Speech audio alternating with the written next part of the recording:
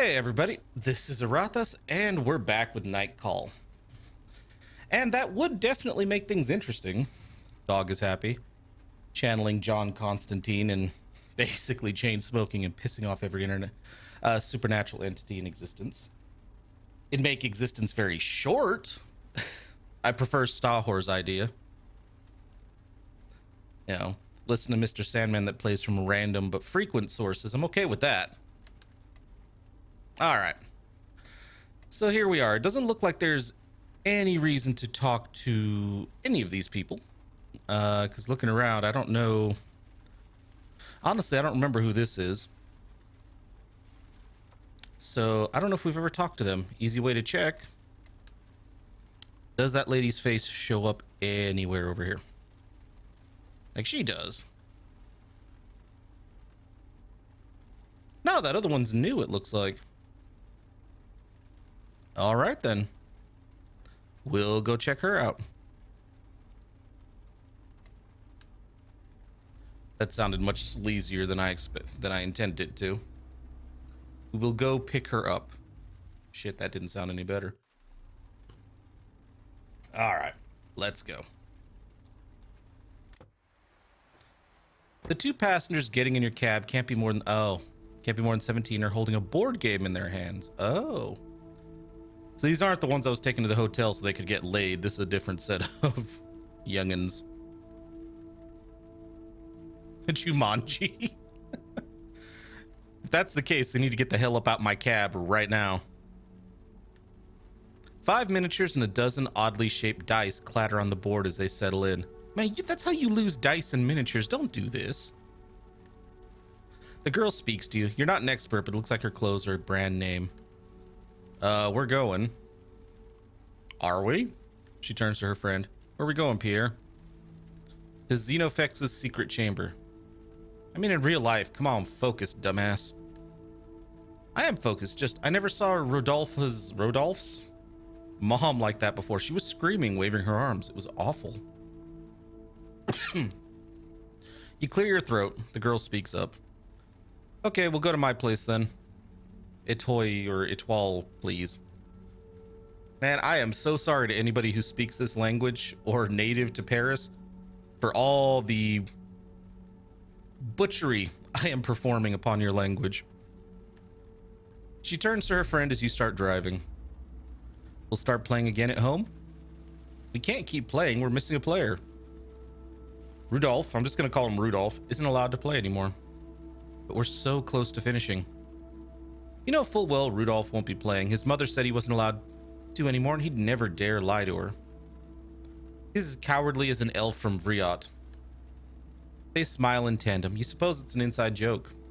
You raise your gaze and it crosses the girls in the rearview mirror. Actually, sir, you detect a hint of an accent. Very faint, very distant. Have you ever been in a role-playing game? Wait, what the hell are you doing, Shane?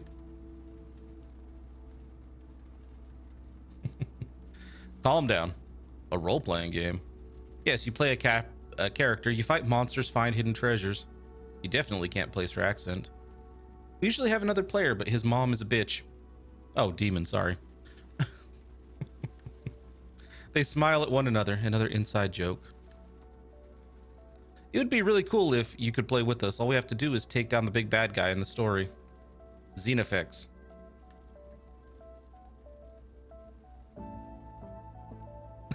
I see, dog is happy.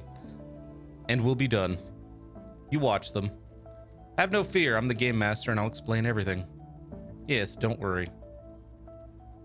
Xanax? Sure, why not? Their faces light up with joy. Really? Yeah. But you'll have to explain the rules to me.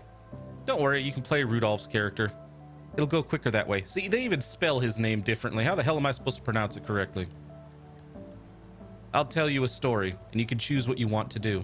Like, they're not even consistent with their own spelling. Anything I want?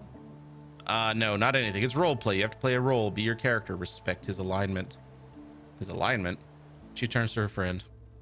You're making this more complicated than it needs to be, Pierre. She takes on a very serious tone, highlighting her accent ever so slightly. Dude, it's only a short drive. You best get on with it. Listen, I'm going to walk you through this. If there's a problem, you roll this die. She points to a small six-sided die. Whether or not you resolve your actions will depend on this die. You roll it each time I ask you to.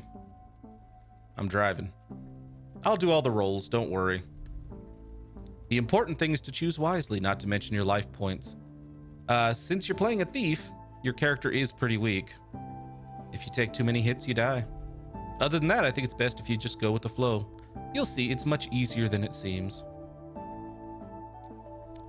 You've been playing this for 4 years?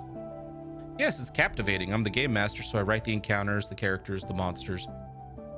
And we try to trap her to make her go places she wasn't planning on going to. That's the beauty of role-playing. We're playing together and against each other at the same time, and we build a world that way. They smile simultaneously. So who taught you how to play? There are guidebooks in the internet. I played in New York where I lived before. And when she came to our school, she brought Rudolph and me on board. We used to play with Emily Jean too, or Jean too, but she lives in Seoul now. The boy heaves a sigh of regret. Her cleric was incredible. She saved our lives so many times. Apparently they're unaware you can play D&D and the like on the internet. All right, let's start. Soon. We have to tell you about your character. The boy nods. We'll get started soon. Don't sweat it. You are Chubak, a chaotic good thief. You're a half-goblin. Half-goblin? Your mother was a goblin. They're these little creatures, not really mean, more like playful and facetious. Facetious. She nods. Her sidekick chimes right in without leaving you any time to process. And your father was human. He passed himself as the avatar of the god of moods, a divinity who controls half the world the game takes place in. He and his family were all necromancers, evil wizards if you prefer. Well, considering he fucked a goblin, I would have assumed a bard. But we killed him. The battle was epic. You raise your eyebrows. I killed my own father. I know it sounds weird, but you actually freed an entire province from the tyranny of a bloodthirsty man. We became heroes because of it. Since you don't seem convinced, the boy brings new blood to the conversation. If it makes you feel any better, I killed my wife in a fit of rage brought on by an albino mummy's curse. Okay. The game master cuts him off. Let's talk about your abilities now. Your character's a thief. He knows how to be very discreet in order to make surprise attacks. He can also pick locks and mug people. Uh-huh. He wields a magic dagger named the Cobra's Tooth. It can poison anything and anyone. They glance at each other, probably remembering something. You have 29 life points left, which is not that much, and I think that'll do. Pierre, anything to add? He shakes his head with an amused look on his face. Tell him quickly who you're playing so we can start. Sangrenat, a human warrior. Picture Arnie. You nod. That's a barbarian, not a warrior.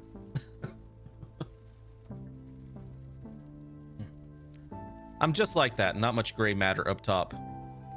You're oddly not surprised when you see how puny the boy is. But don't worry, we've been friends for a long time. We've gone through so much together. He shuts his eyes slowly like he was enchanted by the idea. The girl claps her hands together abruptly. All right, let's go. Swell. You narrow your eyes in surprise. What 17-year-old says swell? You're in Xenofex's anteroom. In a nutshell, you've already attacked him, and you used the powers of a magic ring to weaken him. But he escaped, and he's hiding here in an old abandoned fortress. She stares at you with the look that says, you on board? You nod.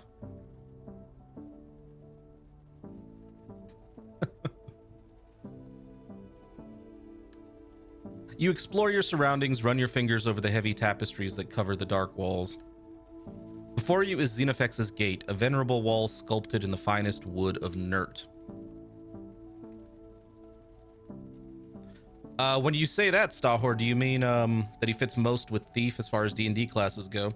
Would you say that would be the Conan from the novels, which I'm not too familiar with, or the Conan from the movies? Because my understanding is they are dramatically different.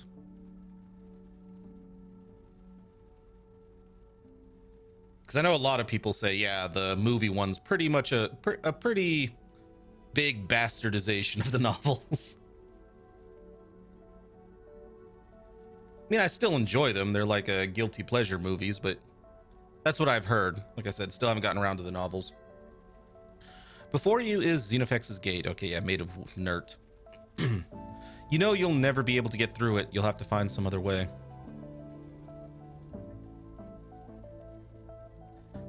Playing a game in a game, meaning you are role-playing that you are role-playing. Yep, exactly.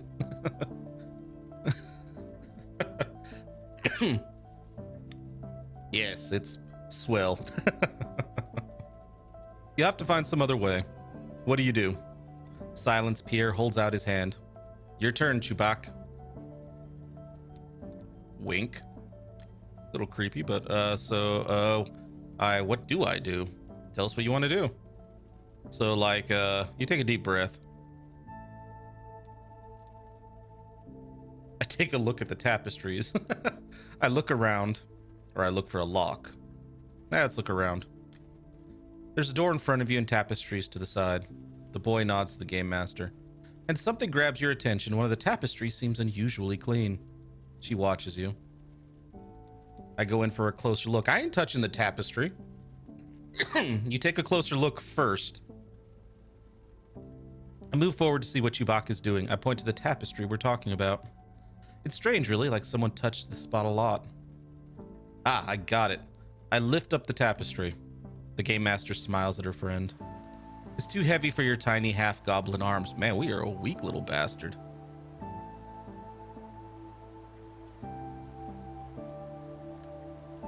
I respectfully push my thief friend aside, grab onto the tapestry, and rip it off the wall. Remind me how much strength you have again? 22. Should I roll? Nah, you're good. Sangranat tears the tapestry in two with his burly arms.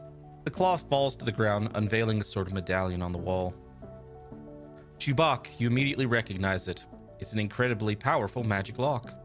The kind used only by the most powerful sorcerers and liches. Better keep talking. I know what a lich is. Chewbacca, this medallion is a magic lock. You know this, but you don't have the key. What are you going to do, Chewbacca? We can't wait for Xenofex the Terrible to come out. You clear your throat. Play along. Indeed, dear, Sangranat. Indeed, dear Sangranat. But perhaps I have something on me that would allow me to break or pick the damn lock. The game master smiles coyly. You suddenly notice the dagger on your belt is glowing just a bit. Hey, Chewbacca, look. I take it out. You pull the dagger out with a yelp of surprise. It's burning hot. The higher you raise it, the closer it gets to the medallion, the hotter it gets.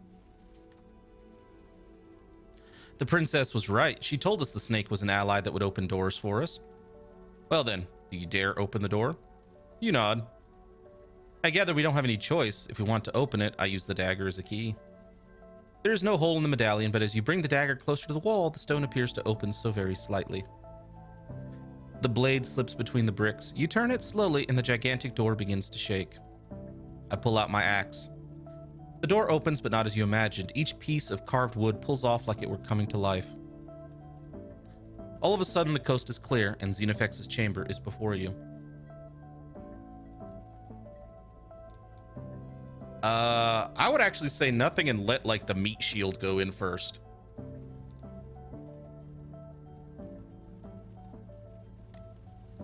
I go in, my weapon raised. Good, meat shield, good. You follow him, Chewbacca, dagger in hand. You slowly enter Xenofex's chamber. One lone torch lights the room. The walls are bare. There's a desk covered with papers, a locked trunk, a straw mattress upon which your enemy appears to be sound asleep. After searching for so many years, the monster who killed your parents and your friends is right there, within arm's reach. Tension builds in the back of the cab. What do? That seems like a fucking trap. I agree, dog is happy. You cast detect magic. Yeah, that's a trap. I examine my surroundings. You can see perfectly well in the dark. I will now determine how well he can see. You need at least a 4. The die rolls across the board. Yeah, supposedly the story is he ran away to an abandoned place because he lost the first fight. 5. Not bad. The Game Master immediately takes up her deepened voice again. As you move towards the bed, something catches your eye. The breathing under the blanket, it's repetitive, like a loop, like a string of notes played over and over again on a harp. I stop. What's happening? Sangranat, it's not Xenofex. I turn around and cling to my friend Chubak. A shadow emerges from the wall in front of you and slides across the room. It's Xenofex. Yes, the shape stands up. It bears the features of your worst enemy. I remain on the defensive. The shape resolves itself into Xenofex. He starts to laugh. I mean, that is true, Stahor. Supposedly abandoned is what I should have said. With the high-level lock and the table filled with papers, yeah. She uses the deep whistling voice again. You did not fall into my trap. I expected no less of you. In just a few seconds, Xenofex's back is to the wall. His shape becomes clear. Behind the odd, opaque black smoke, you make out the tired and worn body of an old man. Xenofex is old. Xenofex was an all-powerful wizard. He takes on his barbaric warrior voice again, and he won't live a day longer. He raises a wrinkled hand. Her voice changes. She's imitating the old man. Wait, I surrender. The boy gets angry in an overly dramatic way. He acts out his anger with an open, frothing mouth. Nonsense. It sounds like a foreign word in the boy's mouth. The Game Master begins to moan. I swear to you, I submit to your power. Your axe and your dagger have sufficiently slashed my flesh and my mana. In a soft voice, the boy whispers, that means magic. And I have no strength left. You hunted me down in the only place I was finally at peace. 2 against 1, I know when to admit defeat. Help me up and I promise I'll go away. She goes back to her Game Master voice again. He reaches toward you, his nails dirty, his hands creased with age, his palms streaked with scars. Magic does that, it wears on people. But don't lose your bearings, Chubak, my friend. The man is a murderer, a tyrant, a demon.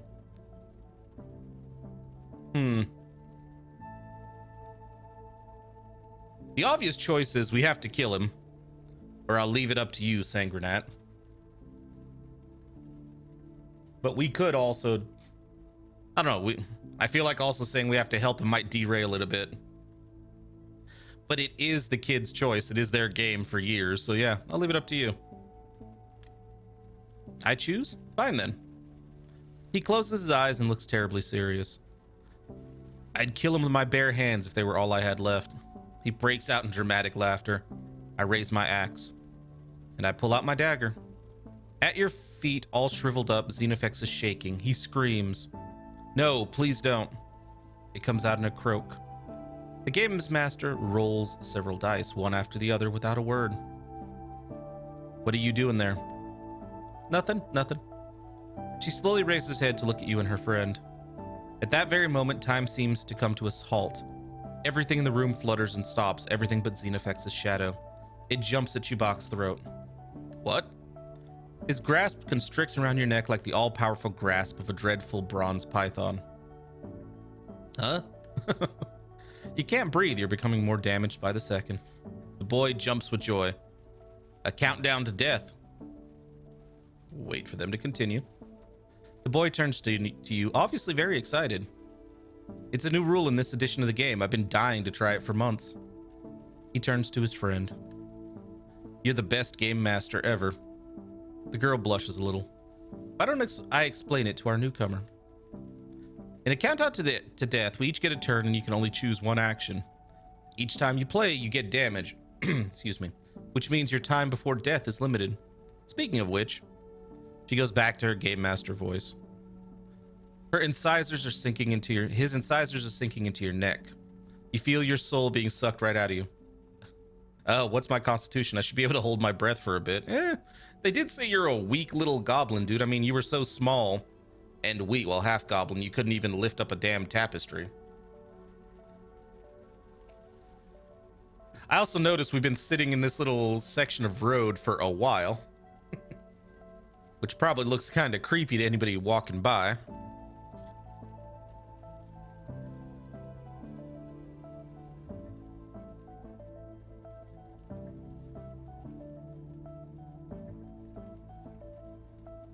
I can actually feel my soul. We need to act fast. Stopped working to play D&D. He did. He's got his priorities straight, apparently. Who cares about catching the serial killer? Let's play D&D with some random ass kids. It is going to be an expensive game if we still got that meter running. She claps her hands together. Let's start with Sangrenat. I see my friend Chubak suffocating and I strike. Close combat situation.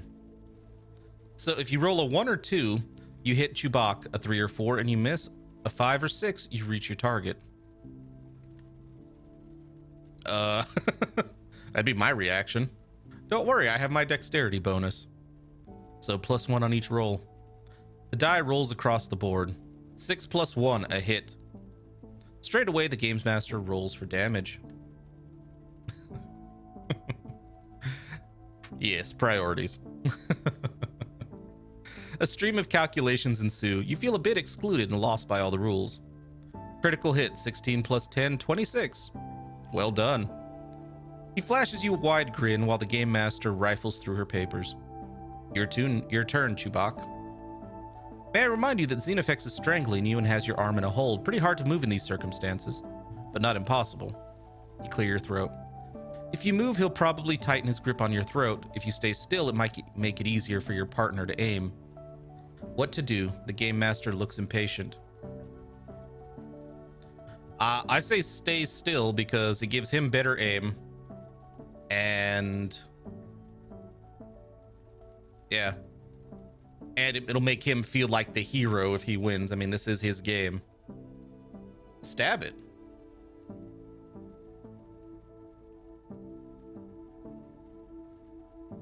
Oh, the extra poison dagger. That's right. That's right. Let's use our magical dagger. And I agree. I've never used a D6 D&D system either. Does it actually exist? Or is that one of the, I was going to say knockoffs, but a lot of those other pen and paper RPGs are just as old, so. And quite good. Yeah, let's use the extra poison dagger.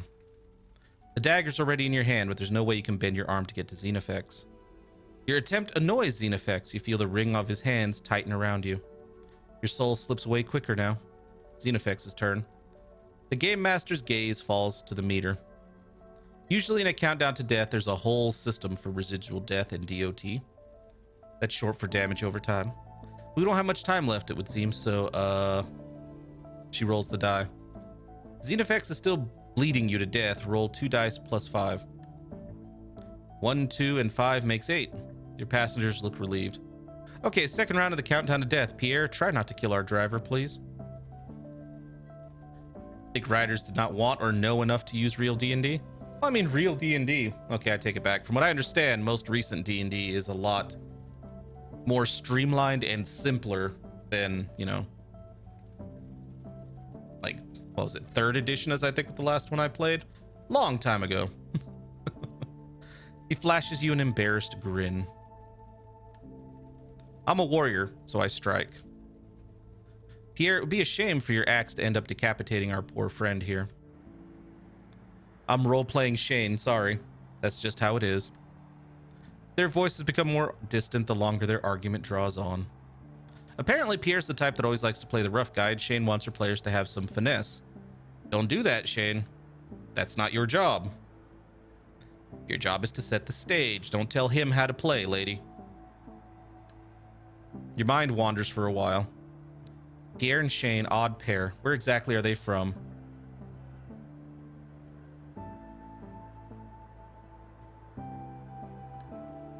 Hey, can you hear me?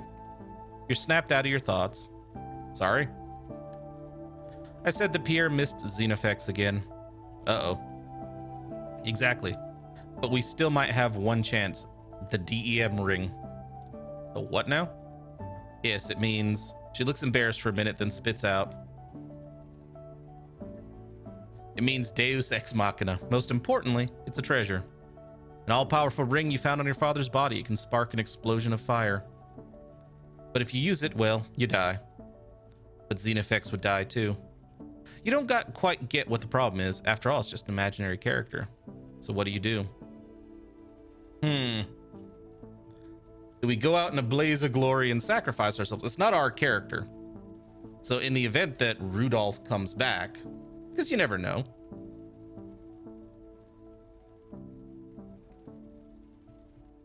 I don't know. What happens if Rudolph comes back? I mean, they're 17. Dude only got to listen to his mama for, you know, a little while longer.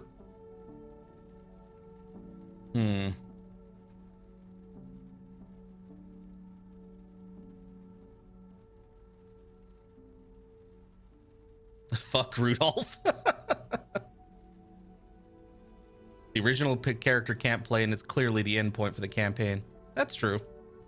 I say keep fighting as well.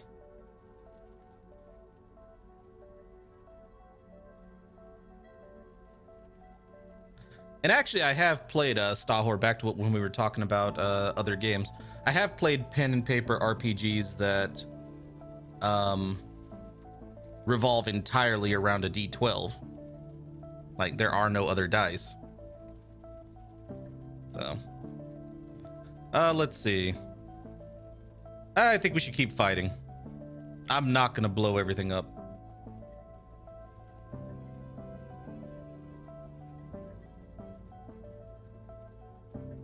Yeah, get a chance to die or a fixed death. We should keep fighting. Both passengers pout. Really? I mean, the battle's not looking very good. You know, lady, I really don't like I really don't like DMs that play the way she does. That are like, no, you should do the way I'm telling you to do.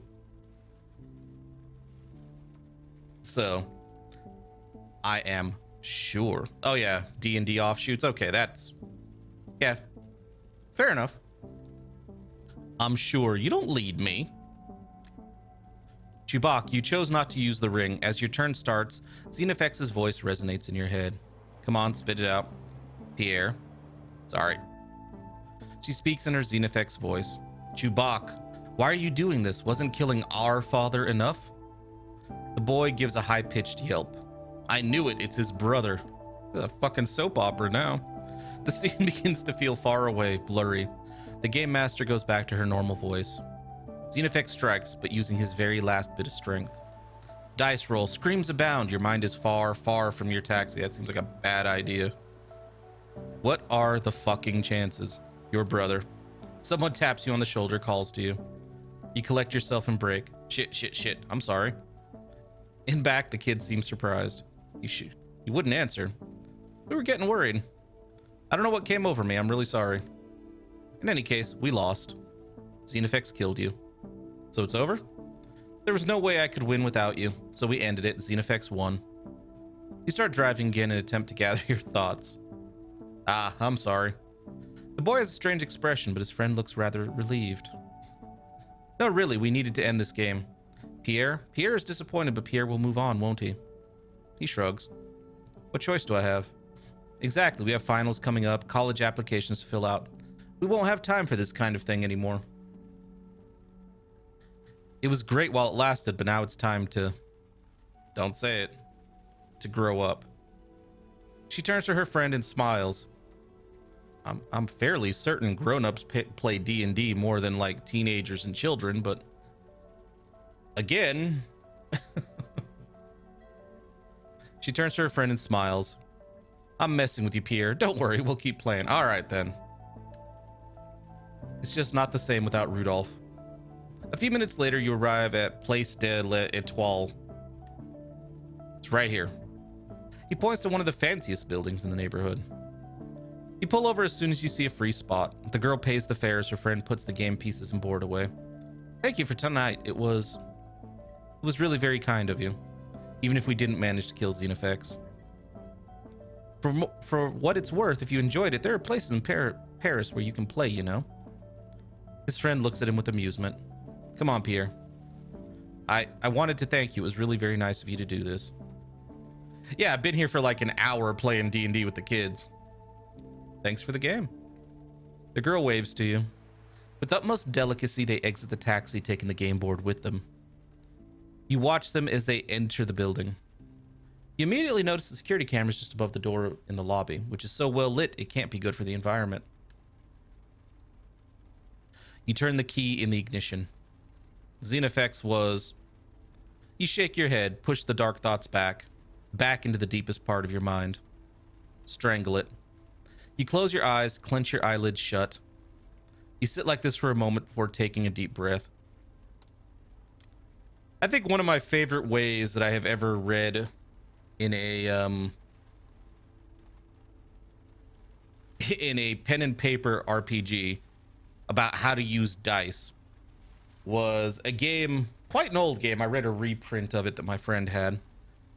Basically, the book for the game master tells you to use dice to fuck with your players. It's like, nah, you do whatever you want, man. Do whatever you want. Don't, you know, obviously, like, within reason, don't just fuck the players over, but it's like, use the dice to mess with your players. But you can completely ignore the dice rolls. They don't really matter. Just tell the story. This is a messed up game.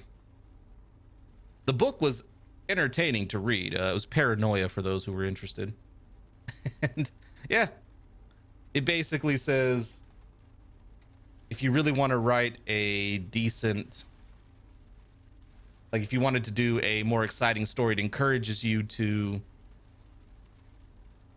give extra consideration, extra damage, extra whatever to those actions that are over the top.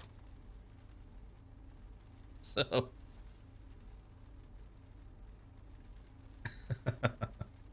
my dad works part-time taxi, so maybe he stopped to play D&D in between the drives. Ah, maybe, you never know.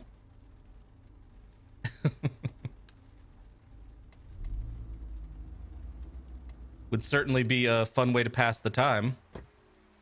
The passenger who's entered your cab slams the door and stares at you intently. Oh, this bitch. Good evening. Are you kidding me? That's how you want this to start? Lady, I don't know you. Stare at her. Bitch, what you want? It's a showdown. The weapon's 2 pairs of eyes. The goal? You have no idea. Her gaze from the back seat seems to be boring holes into your head. Up front, you clutch the steering wheel, trying not to lose face. Continue staring at her.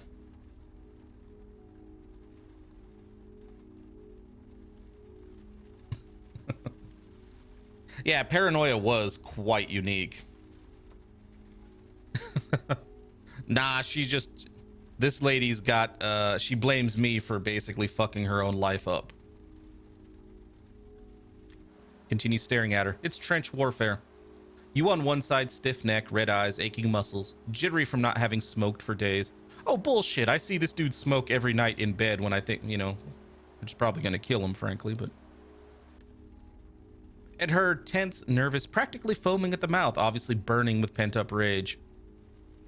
If I were to say to you, her voice is slightly raspy with an oddly metallic sound. October 27th. That's the date. The night of the attack. The night you...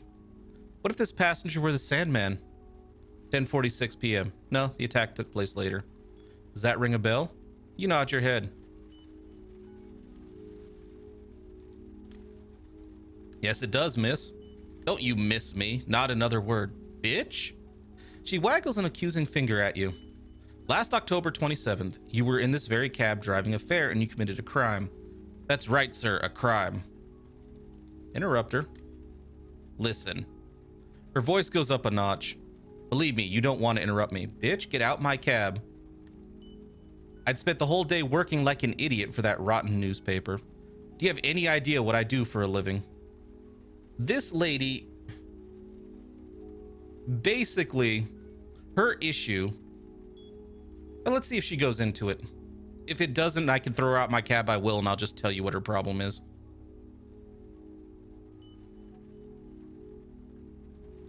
Town crier. She heaves a sigh. Very funny, absolutely hilarious. Yeah, I hate this lady. I'm gonna do whatever I can to piss her off. Her voice is increasingly aggressive. She doesn't help us with the case anyway, even if we're on her good side. You can feel the anger bubbling inside her. I'm a sub-editor, Mr. Taxi Driver. I correct mistakes that a bunch of moron journalists make. There isn't a single one, not one, who knows how to write a proper sentence. I've had it, really had it, and on the night of October 27th, you cut me off. Interrupt her. Will you just shut up? I'm the one doing the talking. You sigh. Your head starts to throb. Her voice goes up a notch. I almost died that night. She grinds her teeth. You shudder.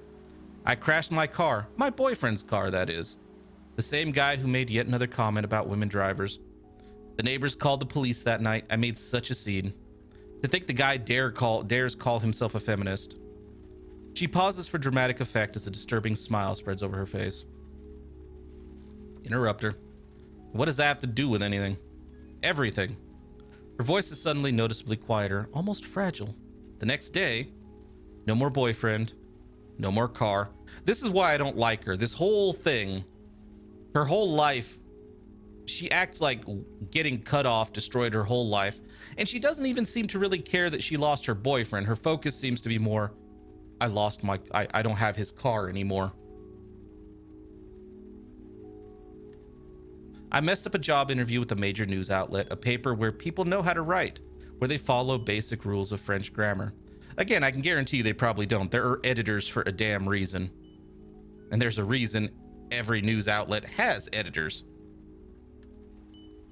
Imagine for just a minute, I could have stopped correcting copy for a bunch of morons. No, she just realizes that when you tell her about the serial killer thing, she's like, oh, you were going through your shit. You were going through your own shit. And then I think she says something about like losing her boyfriend wasn't that big a deal. That's the other thing is like, she's like, oh, and I guess losing my boyfriend wasn't that big a deal. It's like, so that right there made me go, oh, so it really was all about the car. She takes a deep breath. But all because of you, because of your cab, everything changed the night of October 27th. A sad, faraway look comes over her. My life has never been the same since. Yeah, basically her whole character sounds to me like she's trying to pawn responsibility off on somebody else. It's like, I bombed my interview. I lost my boyfriend after wrecking his car. And I lost access to the car. But none of it could possibly be my fault. It's like, okay. But her voice is bursting with fury and hatred. Forced to go live with my mother while I went apartment hunting in this rotten city where tiny studios cost an arm and a leg. So I started looking for you. The back of your neck breaks into a sweat. You can feel cold, clammy droplets about to drip down your spine. I started asking around. I bribed one of your colleagues into giving me your number. A droplet of sweat starts sliding down your back. Then I found your address, your first one, that is. You shiver as the drop reaches your boxers. But that's your business. What matters is I did eventually get your other address, the real one. The droplet has reached your tailbone. You've started shaking. At first, I admit I was planning on going to your place. She shrugs her shoulders, her voice is softened a little. Just maybe to spit in your face or something like that. And then I thought to myself, no, Lou Divine, maybe the guy deserves a chance. You never know. So you're going to apologize. So you don't look very good at giving it your all. Take your time, think about what you want to say. Start by taking a deep breath. I want to say that you're a fucking bitch and get the hell out of my fucking cab. She breathes in deeply, then exhales. Like that. I'm not going to apologize. The only two options I'm willing to give her are, like, apologize is off the table. I did that the first time we talked to her. And I want to see other dialogue trees when we meet new characters we haven't seen before. The nicest I'm willing to do is tell her about the attack. That seems like the neutral approach. I am not going to kiss her ass. She fucked up her own life. So I'm going to tell her to get the fuck up out my cab. Ask her to leave the taxi. Look, I have other things to deal with, not just an accident that happened months ago. The woman in the backseat tilts her head almost imperceptibly, like a cat ready to pounce. You don't know who I am, and frankly, I don't care. I want to do my job, to mind my own damn business. So get out of my cab. She grinds her teeth. This is what we're gonna do. She's in control, holding back, trying to contain her feelings. I'm gonna get out of this cab and disappear into the night. She's staring at you intently, her eyes boring into your body inch by inch. Just between you and me, I hope you've got good insurance for this jalopy. Because one day you're going to wake up and you won't have any tires left or your windshield. Maybe you won't have a car at all. She opens the door and exits the cab with the same energy as when she got in. Are you threatening me? She doesn't hear you, or she's ignoring you. You unfasten your seatbelt and get out of your car. She's vanished into thin air. You sense a movement behind you. Your heart leaps into your mouth. You turn around. It's a jogger dressed for a polar expedition. He passes by without even seeing you. You hear the music in his headphones. It sounds like Gregorian chants. Your heart is pounding. You climb back into the car, slam the door shut, then take a moment to catch your breath. You're alone in the taxi, your head spinning slightly as if you'd had a drink. Just one, but something really strong. You briefly try to remember that night. Yeah, even if there isn't a system in place like that dog is happy, there is definitely like, oh, well, I already know your name.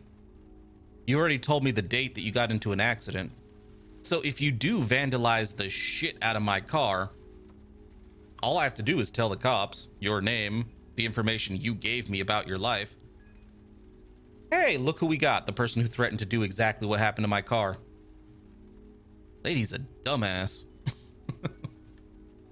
You shake your head. There's nothing more than before. If only you turned around, everything would have been easier if you had seen the face of... Epic? I think the writing's good, so I'd say about an 8. I do like the writing in this game. All at once, you start the cab.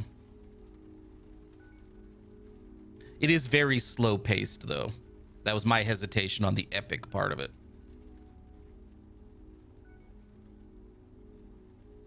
Okay, we've never talked to this lady, so let's go talk to this lady now. Now try to really mess her life up. I do believe it is. If you're into story-based games, I really do think it's worth it. The only thing to remember for the price is that it takes about 4 hours to do each case. And there's only 3 cases. And from what I understand, the killer is the same in all 3. It's not the same person, but if you play, like, we're playing the Sandman case right now. If you play the Sandman case 4, 5, 6 times, the killer is always the same. The only time the killer changes is between cases, and there's only 3 right now. Now, to be fair, I don't know if the devs are planning on releasing more cases. So, I'm off to the 6th arrondissement and my friend to the 17th. Your next passenger gets in and you start driving away from the restaurant. Your passenger turns around, trying to catch her friend's eye, the one she left behind on the sidewalk. She sighs a very strange sigh. It's horrible, just horrible. Your friend doesn't look well. I must admit, even I am surprised by my... She's not doing well. She's in a bad way. Doesn't know what to do anymore. She was telling me about her new idea, her new business plan, but it's obvious she's at the end of her rope. I helped her build a future for her business, and she burst into pieces, just like that huge blimp way back when. It's horrible, especially since her voice fades out for a second, floats in midair. Yes? She doesn't seem to notice your question. Her eyes remain unfocused for a while. Something crosses her line of vision. She appears to perk up. I don't know why I'm telling you all this. You try to find something to say, but she continues without paying any attention to you. Have you ever been in a situation where someone you absolutely adore makes one bad decision after another? Yes. She doesn't wait for an answer and keeps talking. Well, the woman you saw earlier is just that person for me. She keeps going, using words you're not accustomed to. You hunt for some sort of clue in her pleasant voice. She suddenly bursts out laughing, more of a sardonic snicker, really. She had her hands on a gold mine and she let it all go. All of it. I had no choice but to fire her. I'm not proud of myself, but a company's well-being has to come first. Oh, she's the one in charge of that business that's like the that has like... Her father was in the mafia. Okay. And that other lady on the sidewalk must have been the other suspect. This particular case we have... So I've been streaming today for an hour. I've been doing this case for about an hour and a half. And before that, I've done 2 3-hour streams of this game. So about 8 hours total playing this game so far. And we're not even at the halfway point of the second case. She pauses, apparently out of necessity. She's got this crazy idea in her head. She wanted to go back to the original size. Those are the words she used, original size. You pull into your passenger street. She doesn't notice and keeps talking. How am I supposed to explain that to the stockholders, to the investors who call in wanting to expand to South America, Asia, and Abu Dhabi?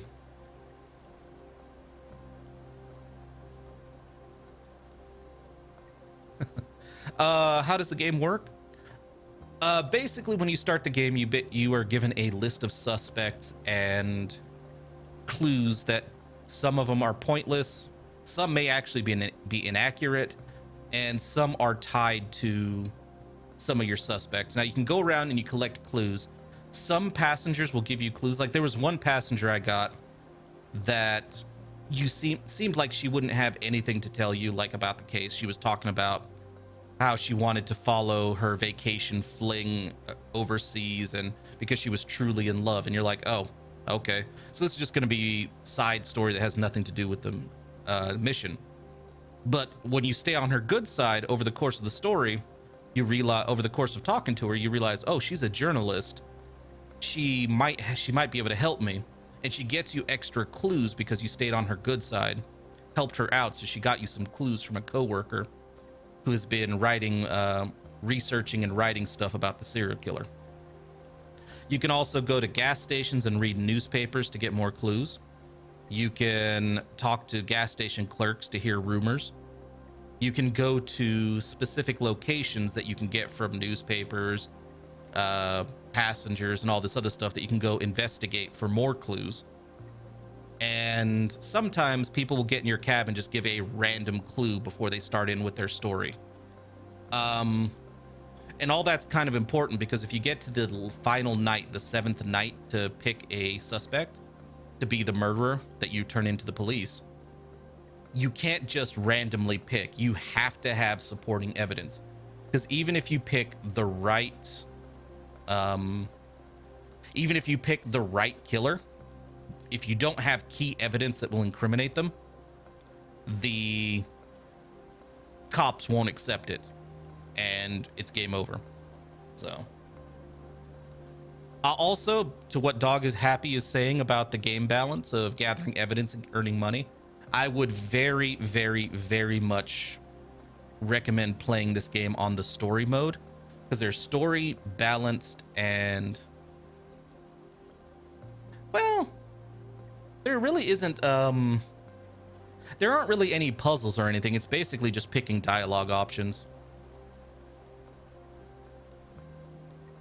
And yeah, like I was saying, you basically have story mode, balanced mode, and hardcore mode. The only difference between those three is how long each of your actions takes out of your time limit for the night, and how expensive stuff is. And they say balanced is the way the game was meant to be played, that's how, and the devs say there's a good balance between earning money and everything. But there are a lot of complaints from people, like, well, I don't know about a lot of complaints. There are a few complaints in the Steam forums about it's really not balanced when it comes to the money, and that a lot of people think the money is just unnecessary. So if you play on the story mode, you're less likely to run out of money and lose the game. So yeah. You shrug as you pull up in front of her building. Time flies. In the blink of an eye, she pays her fare with bills that look so fresh you'd think they'd been printed the night before. Well, considering her history, they may very well have been. She's about to open the door when she turns to you. Her eyes bore into you like she's examining you. It's strange, I get the feeling I've seen you somewhere before, and I never forget a face. Time grows sluggish. She reaches towards her hip, unbuckles her seatbelt. It's her. Her face relaxes. No, forget it. It's in my head. I probably drank a bit too much this evening. Best of luck for the rest of your shift. A second later, she's outside and the door closes. You start breathing again. You hear the sound of her heels banging on the sidewalk. She walks up to the entrance of her building, turns around and looks at you. Stay. You don't budge. She stands there watching you for a while. Her eyes give off a vague shimmer in the night. A car flies by. Somewhere above you, a metal shutter bangs. She eventually goes into her lobby. She doesn't turn on the light. You turn the key in the ignition and notice you're shaking nervously. You leave her street behind. All right, so there are profits. Yeah, there's some people that are absolutely not worth picking up. Unless you're trying to be a completionist, which you know you might eventually, because if you go over here, you have this thing called a Pasidex that you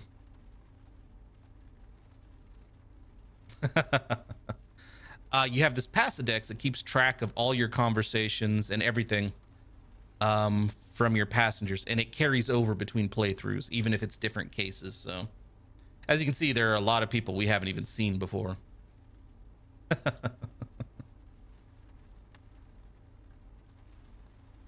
Yeah, I definitely wouldn't say this game is hard.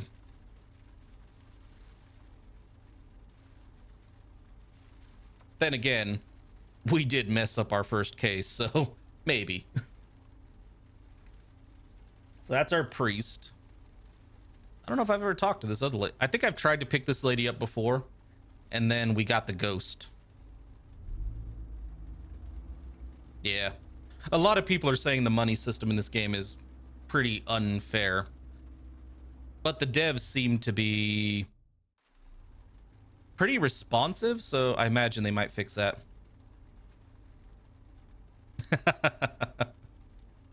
Well, there's only one person that doesn't pay you. Well, two people, actually. There's a ghost that appears in your cab from time to time. Except I don't think he takes time out of your day. And then there's like a homeless dude. The door opens, your passenger settles in on the back seat. She's a regular. You know her address. Everything okay, honey? All good, Jackie. You've known Jackie for years now. A friend of a friend and a rather well-liked prostitute in your old neighborhood. I hope spring's gonna be warmer than last year, because I can't stand freezing my ass off anymore. Oh, yeah. Yes, there's a ghost. There's a time traveler. There's a lady that hears patterns in static. There are hallucinations that you talk to. This game gets weird. I hope spring's going to be warmer than last year because I can't stand freezing my ass off anymore. She's been working in the Bois de Boulogne for 2 years now. Every now and then, she treats herself to a ride home in a taxi. That's right, the cat does pay. What's the latest news? You can tell Jackie anything, almost anything that is. Is your back better? You smile. It's okay, less painful. She's unconvinced by your lie, you can see it in her eyes. That bastard really did you, didn't he? Can I ask you something, Jackie? She leans forward. Anything you want, honey. You tell her about Lieutenant Bousset, about her threats and your mission. You got screwed again, honey. You're too nice. She sucks her teeth. You and the cops, you're gonna have to go see someone or start banging one. Jackie, I really don't want to start banging Bousset. Okay, right, you're the boss. I'll ask around. Some of my clients might know something. Yeah, I mean, that's what actually caught my attention about this game in the first place. Was the noir style when I was flipping through Steam. I really like that art style, and it's not common. And then I also, when I was reading the details, and it seems to be very story heavy. That's kind of my thing. I really enjoy story heavy games. A pause. You know what's coming. You're expecting it. But fair's fair. The next ride is free, okay? You nod silently. You meet her eyes in the rearview mirror. Anyhow, take care of yourself, okay? You give her a smile. You know me. She looks pensive. Yeah, right, I do. That's the problem. Jackie gives a slight cough. It isn't husky like her voice, you think to yourself. Boy, am I happy to be on my way home. Long night? A night like all the others, honey. Nothing out of the ordinary. Well, no, actually, I did run into this kid from my neighborhood. Well, he's not a kid anymore, I guess. Pretty big guy, actually. Built like a tank, great build, nicely put together. Looks like a rugby player. She gives a short laugh. I took his virginity. We lived in the same high-rise at the time. He must have been about 17, something like that. Go on. He knocks on my door one Wednesday afternoon and asks if I have any sugar for his mother. I'm no fool, right? I know his mother doesn't bake. Her voice trails off. So fine, I let him in. He can't stop talking. He's nervous. I know all about guys going to see a prostitute for the first time. He was probably in the hall for a whole half hour before even knocking on my door. So anyway, I let the little puppy stew for a while. And then he hands me a plastic bag filled with coins and a few bills too. Like a kid's stash squirreled away in a drawer. But ask a prostitute if it's legal? Yeah, I don't know. Is it actually... That is a question. Is it actually legal in Paris? Because I honestly have no bloody clue.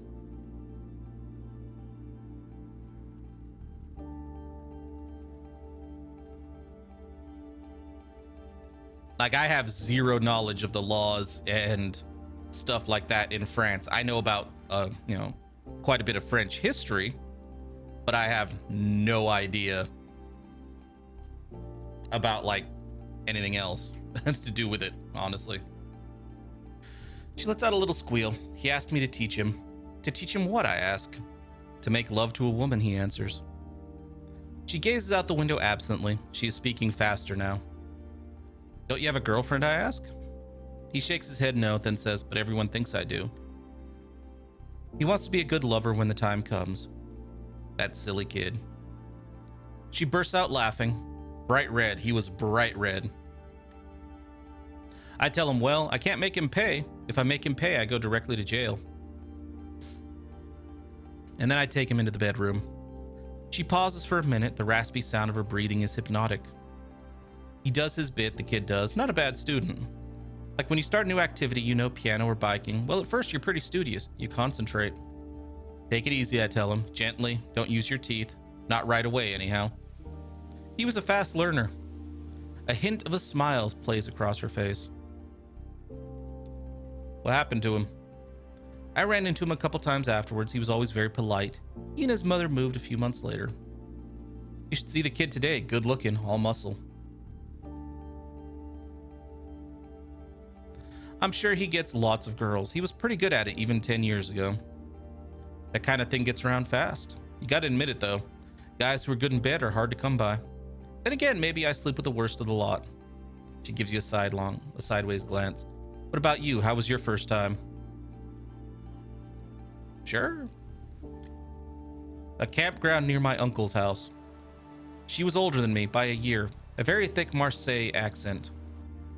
We were swimming in the lake. The water was really cold. When we got out, she told me to stay with her. She wanted to show me something. She walked me over to a small creek. I was like a zombie. I didn't take any initiatives.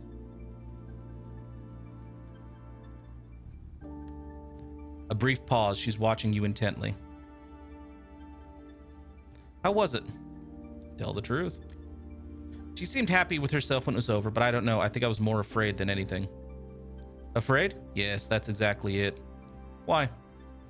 I have a theory about why young girls prefer boys like that without experience. They think they aren't twisted by frustration yet. Frustration makes you crazy. That's why my job is so important. A lengthy pause. She bursts out laughing. Well, anyway, that's my theory, honey. Doesn't mean it's true. The ride continues in silence. The street lamps are few and far between now. Your passenger can barely keep her eyes open. Her eyelids close, then jerk back open. She's exhausted, shivering. Turn up the heat. You turn up the heat a little. She smiles. Thanks, son.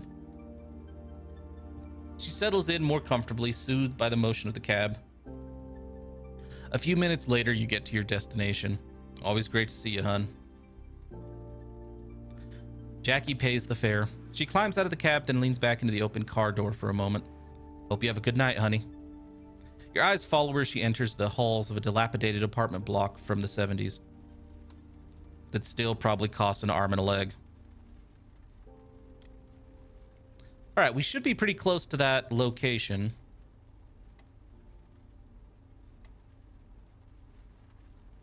Let's see. Okay, we are not close to it at all. Good God.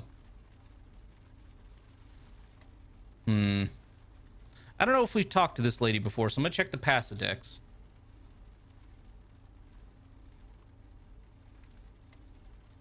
That was a good game, too. I really enjoyed Plague Tale. I wasn't sure I was going to, because honestly, I usually hate games that are not hate games. I hate escort missions. And looking at the trailer, I thought Plague Tale was going to be just one long ass escort mission. And I don't really think it was, because even though the kid was with you, most of the times when you got caught and died, it had nothing to do with the kid. It was your main character. Yep, nope, she's not on here, so let's go talk to her.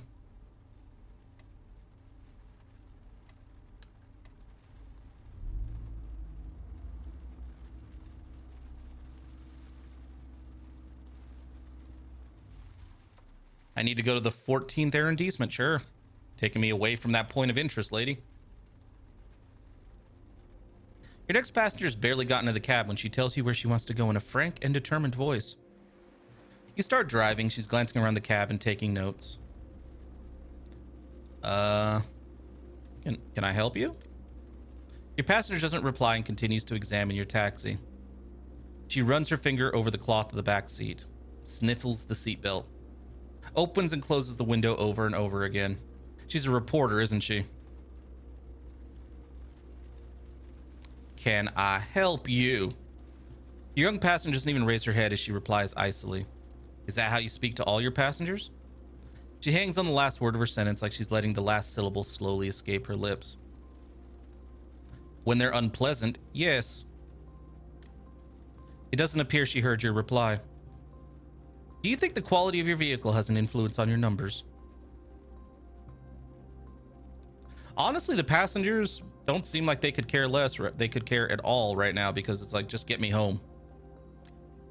She cuts you off. I need a yes or no answer. The last word slides up with an imaginary question mark. It's still resonating in the cab when she starts her next sentence. It will make analyzing the data from my questionnaire easier. I'm about to just stop the taxi and tell her to get the hell out. You don't get into my cab, start taking notes, and give me that attitude when I ask you what the hell you doing. What questionnaire? I'm not going to give her a simple yes or no answer. I'm going to fuck with this lady. We can talk about that later. First, let's go through the questions. I didn't agree to take your questionnaire. Do you think the quality of your vehicle has an influence on your numbers? So what do you guys think? Should I go along with it, or should I just stop the taxi and throw her out?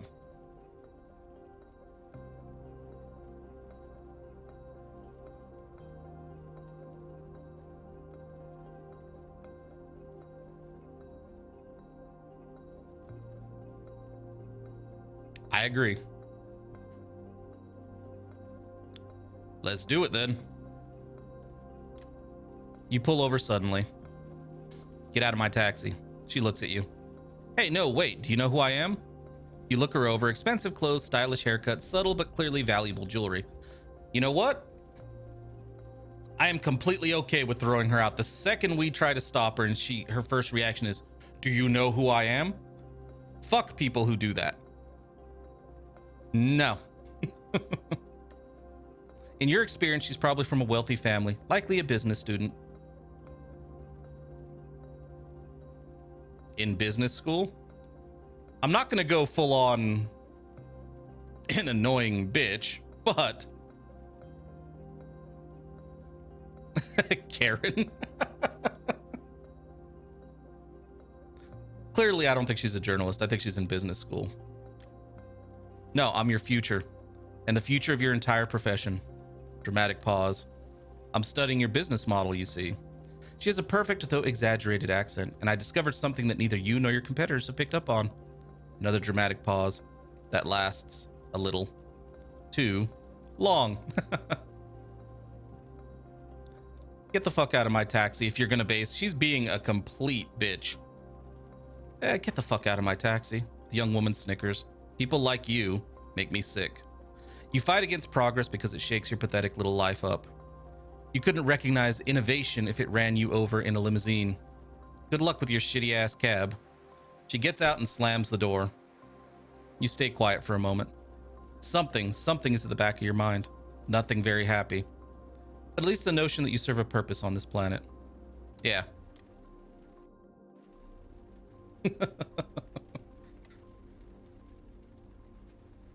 No, that was the messed up thing. Is she basically decided she was going to insult you. Well, first of all, she was going to demand answers.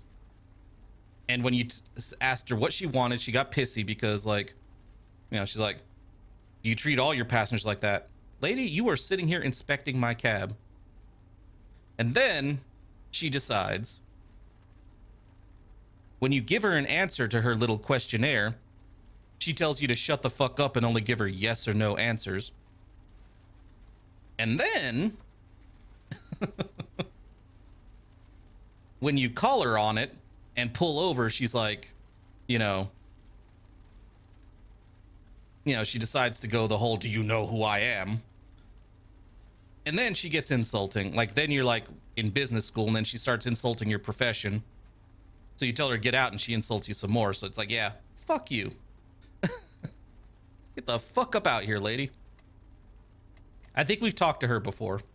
Or we've tried to talk to her before. Let's check. I think she was another one that we've tried to reach.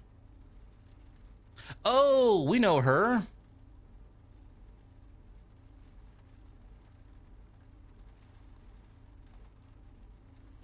Oh, there's a couple games like that that are really cool, actually. Where you're kind of the side character. There's a lot of shopkeeping games out now. Yeah, there is Santa, who the game actually implies very heavily may be the actual Santa. Let's go talk. Yeah, we've talked to her. She's the one we send off to help the refugee boat. Or do a story on the refugees. I don't remember which one she was doing. All right. I think we've talked to everybody.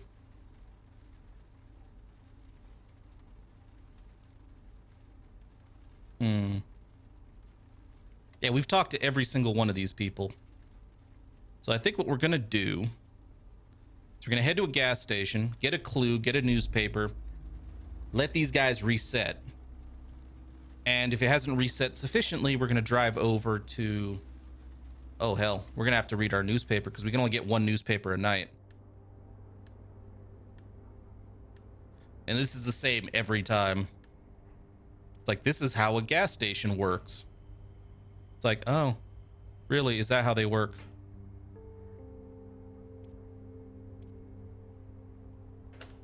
Yeah, I very much want to play Valhalla. After you guys mentioned it yesterday as, being interested in seeing another playthrough of Valhalla. Also brought another game to my attention that I want to play in a couple weeks. Necro Barista. Behind the counter, a student doing his homework lazily raises his head. Welcome. He sighs, beyond tired, repeating the same sentence over and over. To La Belle Pompe. Okay, whatever. Give me a clue. The same generic. You'd think they would have caught him by now.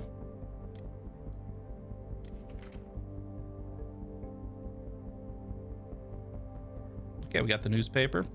We filled up.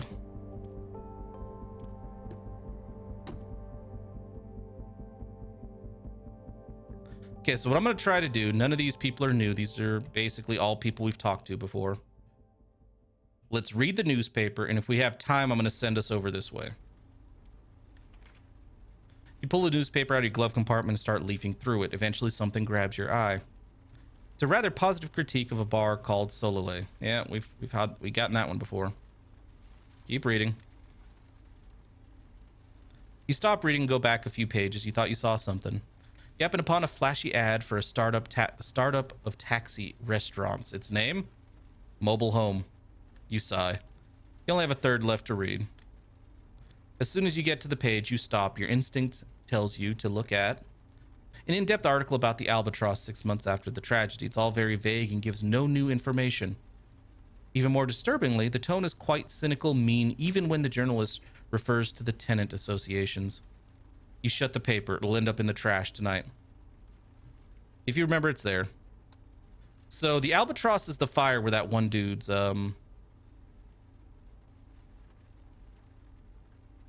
yeah, the albatross is the fire where one of our all of our suspects are linked to it. All right, let's try to head over here. I don't think we'll get there in time. The game only gives us till 4 a.m. each night.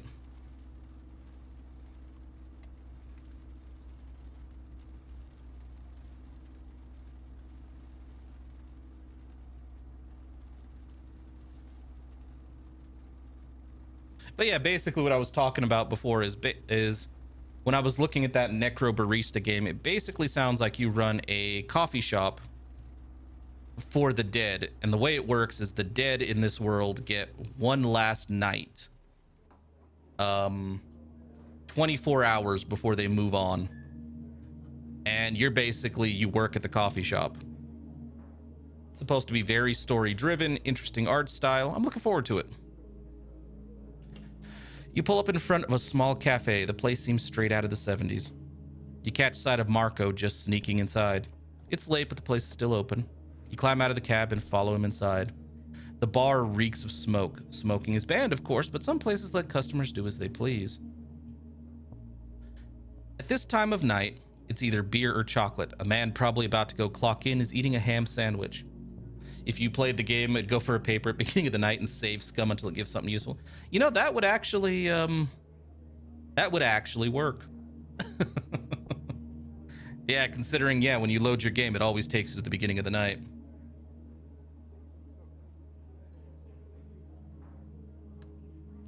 You smile. It's a real trip down memory lane. Reminds you of your father. Hey, tss. You look over at Marco and head to his table. You and Marco were old friends until he stole your wife. Oh, this is the same dude who was, in the previous playthrough, was working as a cleaner at that stadium. For a number of reasons that neither one of you feels like getting into, he's owed you one ever since. Look at you, man. You look like shit. And you look pretty drunk. He pretends not to have heard. Sit down. I don't want anyone to notice us. Another game that you might want to look at, shit, I'll have to look up the name for you real quick. There are two games I'm actually looking at pretty seriously right now. One is Freeman Guerrilla Warfare that's been recommended to me by people on YouTube a couple times, in the comments of some of my other videos. Basically think Mountain Blade, but modern weaponry. So, has really good reviews on Steam, and it's also cheap. The other one I'm looking into comes out, well, it was supposed to come out on the 19th. It got delayed, I think, a couple weeks, but it's a game where you are basically jumping from animal to animal. You're basically possessing different animals, birds, wolves, whatever, trying to solve the mystery of why civilization ended. So you're exploring ruins of cities, you're exploring all kinds of shit, jumping from animal to animal, trying to figure it out. Which sounds really interesting, but like I said, it got delayed a little bit. He's clearly uncomfortable. Marco's a nervous type, but tonight it's different.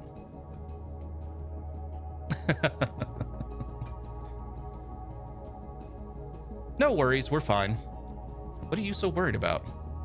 You have no idea what you're getting me into, do you? He downs the glass of cheap red wine on the table in front of him. I know, yeah. I get put off a lot of times by seeing the early access thing as well. But some companies do early access fairly well.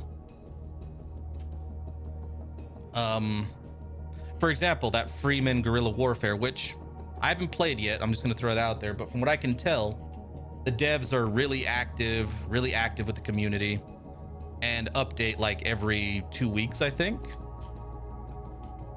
They're not quite as, you know, obviously the most impressive early access I've ever seen was Subnautica.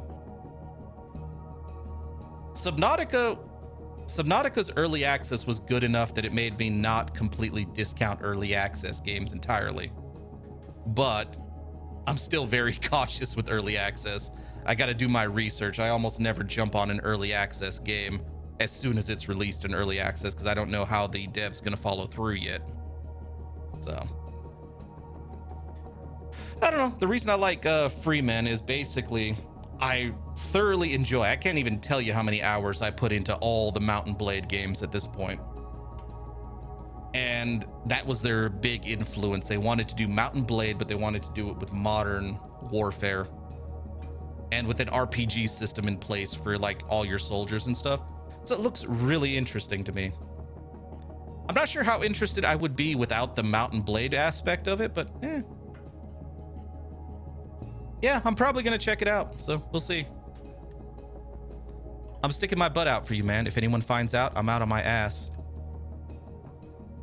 Narwhal Heist? No, I haven't actually. Even worse, they may go after me. I like the title though.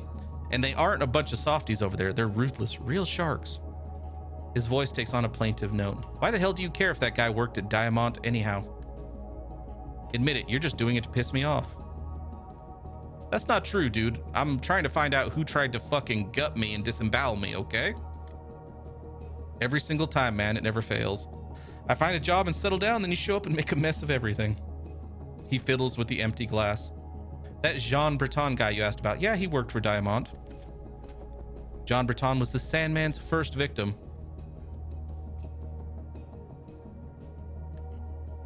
He was assigned to the main office, the handyman. He put the furniture together, changed light bulbs, emptied garbage cans. Well, that could be fun, comedy stealth. And then they fired him. I got to look at the memo, but it didn't say much about the whens and whys.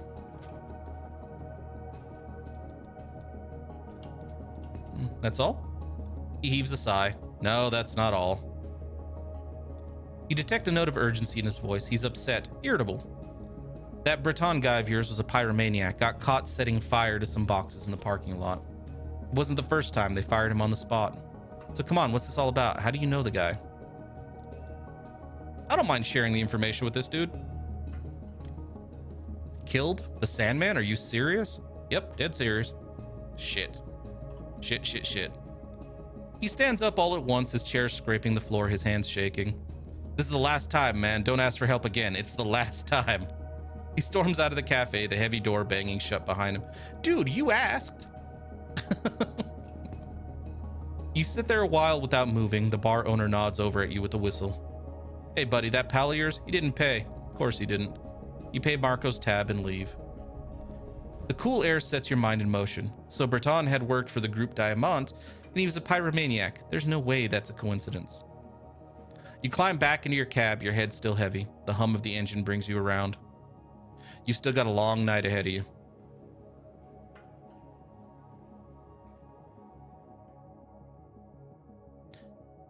Oh, there's the other suspect. No, you bastards.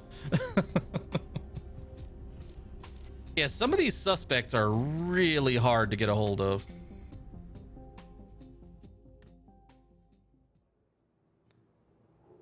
Just behind a drain pipe, you notice an envelope, so more evidence. Your real name. You take a deep breath and go inside. In the envelope, you find more information, just as Bousset promised. You lay them on the table. You take a few minutes to update your board with your new clues. Your neighbor flushes the toilet. The pipe. Out of the corner of your eye, you can see the pipe shake. Well, he could be trying to flush a crack pipe. This is a pretty shitty apartment our dude has based on the descriptions. You take your shoes off before getting to work.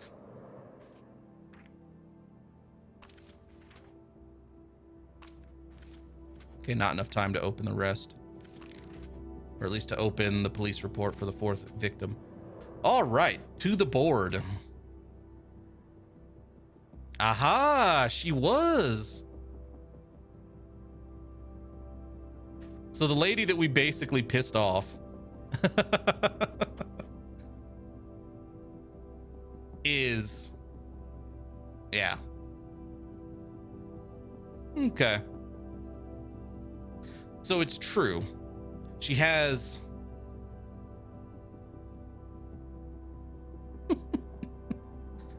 so she is from a rich family. She's the heir of the fourth victim with anger issues. We saw her anger issues. She very well could have killed her dad. And she was the one who's like, I'm the future of your whole fucking profession. So now I'm wondering.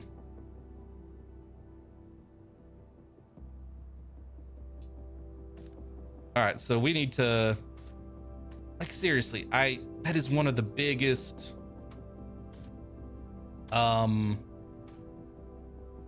That is one of the biggest quality of life improvements they could make to this game, is make this area over here accessible. So all the non-linked clues don't get in your damn way.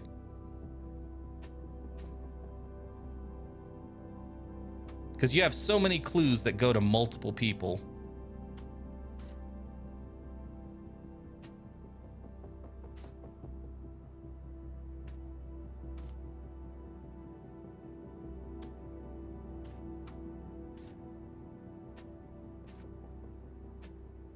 Oh.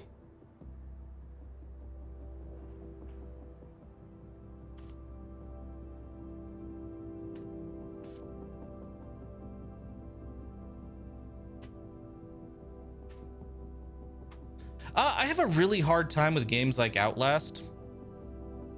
It looks really good, and I've seen playthroughs of it. I just have a really hard time with those horror games where I can't even, or I'm not allowed to fight back. You know what I mean? I know that's part of the fear thing, but it's like, eh.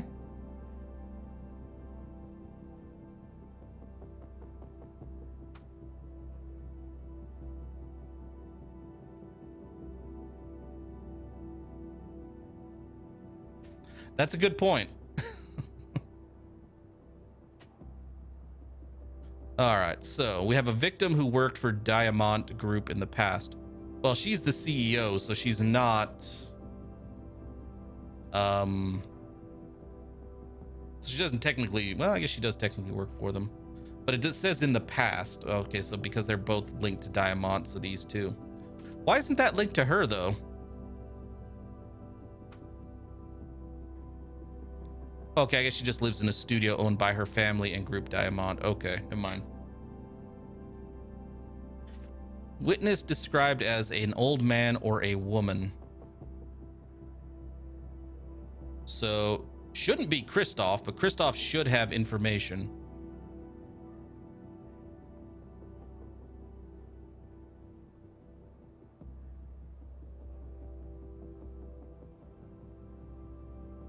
Yeah, and I know a lot of people like those games, and and they're enjoyable to watch. Don't get me wrong, like Outlast and games like Alien Isolation and all that.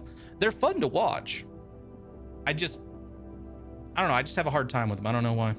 I might give them a try later, but I prefer horror games where you can fight back and fuck with, and where they'll fuck with you.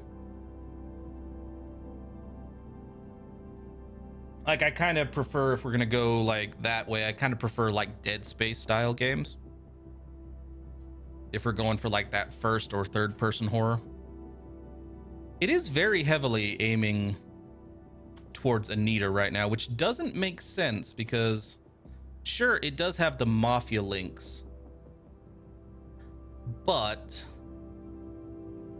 it wouldn't make sense for her to, like, I could see her maybe paying the dude that they fired, the arsonist, to burn down the Albatross building because she owns it. Maybe they were going for insurance money. Maybe there was something else. I'm not sure. But I don't know. It just, I don't know.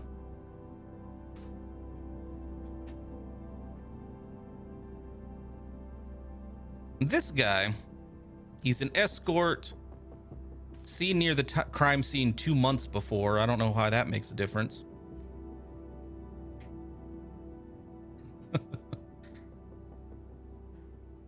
Seen near the crime scene 1. He was seen near all the crime scenes so far. Or a crime scene. It doesn't say all of them. And this lady's only issues so far is she's a woman, she meets the height requirement, and she's got anger management issues.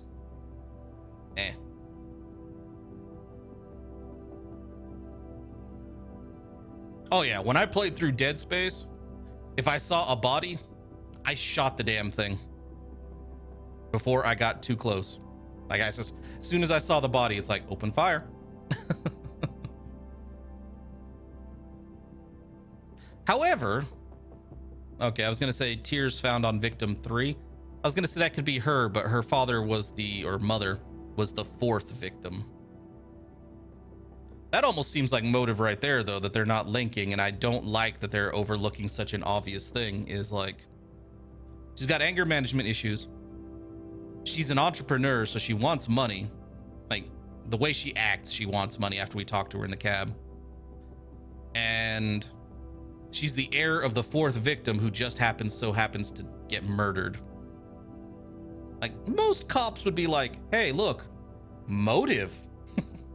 And this game's just kind of like, it's not a big deal. That shit never actually happens.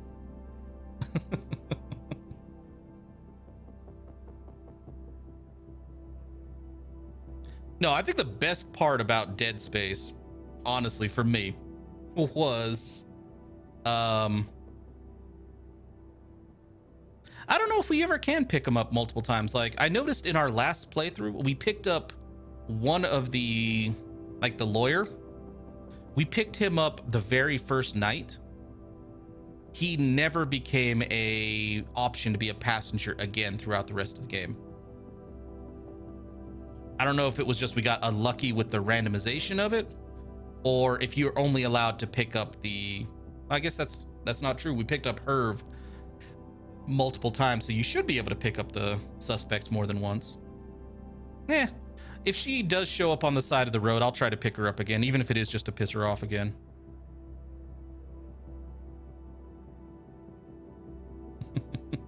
But yeah, I think my favorite part of Dead Space was the game lulling you into a false sense of security. Because every time you went into a room where there was a crafting bench and a save area, there were never any enemies around. It was basically, this is my safe place. I can take a breath. And then there was that one time about 2/3 of the way through the game when you're leaving your fucking crafting bench and there's a fucking monster just basically right over your back shoulder as you're leaving the fucking bench, and it attacks you as soon as you leave the bench. That scared the shit out of me, and that was, yeah, that game just fucked with you. At that point, it's like, oh, ooh, I hate you assholes. It was cool, but I still hate you assholes.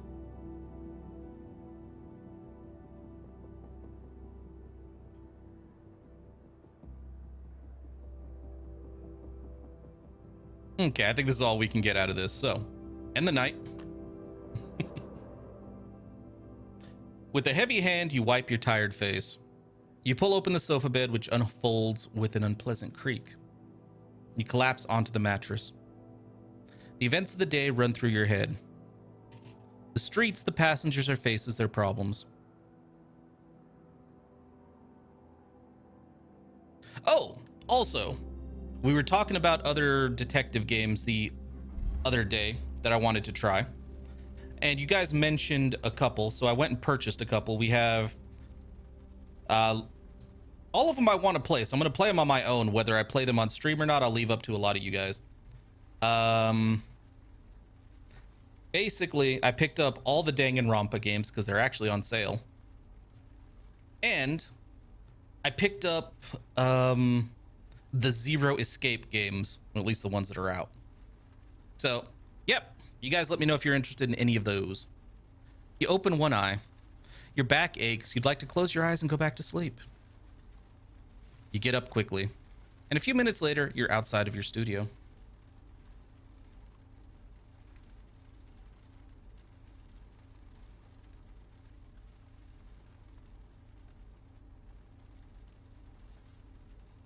Hold on one second. Trying to find the name of that one game for those of you who might be interested. Because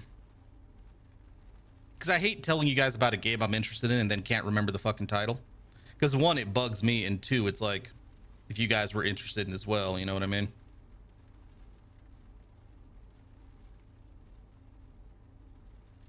Come on. Also, and this is beside the point because I'm not sure anybody would really want to watch it, I also picked up Earth Defense Force because, you know, I like I like how batshit crazy that series gets. The game I was talking about where you're basically playing as an animal trying to figure out what happened to civilization, you're basically you're possessing animals over and over again, is Lost Ember.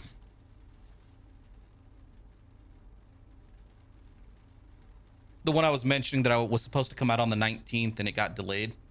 by like a couple weeks. Yeah. That looked like a really interesting game, so. Oh, look at all the places we have to explore. Herv. Herv is not a suspect this time. Yep, I picked up the collection off of Steam that they have right now, the non-airy games, I guess that's how you say it. It's the first game, 999, which is been redone with has been remastered for this collection, plus the sequel. I didn't pick up the third game yet, but it's supposed to take place between the first and second games. So, okay. I don't think we've ever picked her up. This is the lady who's like, bring people to my apartment or my hotel building if they look like they're in trouble. This is the nurse who's taking care of her comatose son that if you play your cards right, you get her phone number. I think so, right? She should be, yeah, she's right up here, Patricia. But that other lady, I've never seen her before. So let's go talk to her. All right, sounds like Zero Escape people are interested in. Danganronpa is one I want to play as well, if you guys are interested. The first game, there isn't going to be much mystery for me because I did watch the anime for, I know there's an anime for all the Danganronpa games now. I watched the anime for the first Danganronpa game, and I believe that's the true ending, is the ending that the anime basically spoils. The passenger gets into the cab and gives you her address. Her voice is muted, far away. You start up the cab. Oh, Corpse Party. Yeah, I've heard of that. A friend of mine told me about it because he played it on his DS, 3DS, which is what it was originally released on. I believe so. You start up the cab. She appears rather meek, subdued, like she's about to fade away. Yeah, that game, Corpse Party, came up a lot in recommendations because when I was looking up detective investigation style games, Danganronpa came up, Zero Escape came up, Ace Attorney came up, and Corpse Party came up. You look up at her. She returns your gaze, but she's not there. It's as if you weren't looking at an actual person, but a silhouette instead, in the shape of a human being. Would you like some music? Music? She pauses. I don't know, if you want. She breaks off again. What kind of music do you have? Whatever's on the radio. I never listen to the radio. I don't really know what's any good. Maybe. She seems to be weighing her options. Classical? The young woman pauses uncertainly, then. Fine. I rarely listen to classical. You press the radio search button to find a classical station and land in the middle of a symphonic explosion. Ah, Mahler. I can change stations if you want. No, Mahler's fine. I don't dislike it. There's a slight drawl to her voice, like an old tape played in slow motion. I listen to Mahler on occasion. My parents love him. She's quiet for a moment. Mahler, in my mind, is somehow associated with my thesis. Your thesis? Yes. Not another word. She turns her head slightly as if thinking about something unpleasant. I'm sorry, that's the translation, is butter up my... Okay. What's the subject? The progressive nuns of Rance Abbey at the dawn of the industrial era. Wow. The air in the cab seems icy. Sounds very specific. Extremely. Too much so, no doubt. My field of research is terribly limited and how should I put it? She sighs. It's deadly boring as a subject that no one's interested in. My thesis supervisor for a start, my parents, my ex, and worst of all, even me. That sounds like that was your fault then, lady. She stares at you. The subject is a trap. It's never been explored and informs our perceptions of women in the 18th century. But no one's interested in it. That's how it goes. I got used to my thesis, to the subject. Doctoral theses are rarely interesting, you know. But mine, I think I've hit rock bottom. It's a useful subject, though, isn't it? Her eyes widen. No, definitely not. I still wonder how I ever believed it wouldn't be such a colossal bore. She hesitantly lifts a hand. But I'm the one who chose my thesis. Me and no one else. To be honest, it will no doubt be the only thing that remains of me when I die. What if you tried something new? Or we could be nice. You shouldn't say things like that. Something new, like what? I have no practical skills whatsoever. Do you know how to drive? She stares at you. As a matter of fact, yes, I do. Then you could drive a cab. A brief pause. I see what you're hinting at, but I don't think I'd be able to do it. I'm sure your job requires more than driving skills. I'm not very good with people.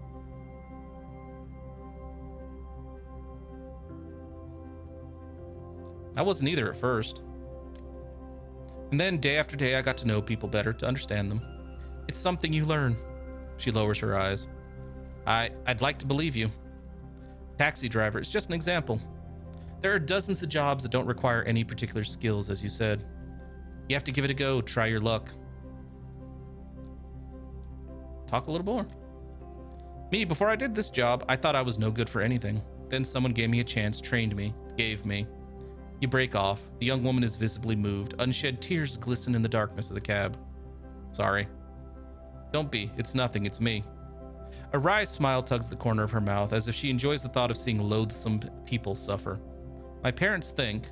Her voice falters. She's unable to go on. It takes her a few seconds to pluck up the courage to speak again. My parents think I've made a mess of my life. I know they do. They haven't said so, of course. They are there for me. They help me, but deep down, they know it's too late. The symphony on the radio takes a dramatic, tormented turn. I'm 28. I'm doing a doctoral thesis on 18th century nuns. My brothers went to top business schools and earned MBAs. They're married and have children. Don't compare yourself to other people, damn it. And me, I'm compiling pages and pages of information on nuns. You pull up to the passenger's address, an opulent-looking building in the 16th arrondissement. The young woman is perfectly still, seemingly paralyzed. Thanks. She lowers her eyes. I need time to think, but thank you for what you said. I don't often hear things like that. Thank you. She hands you the fare, then exits the cab without a word. A moment later, she's walking away, heading towards her building. You sit there a moment longer, then start up the cab. I'll take that cash, thank you. Well, judging from this group of people, it's time to... Yeah, let's head over here.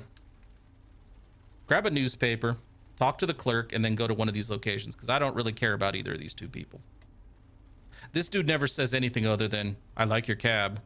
And this lady up here just talks about, like, that's the one who's got the significant other. They're trying to find a sperm donor.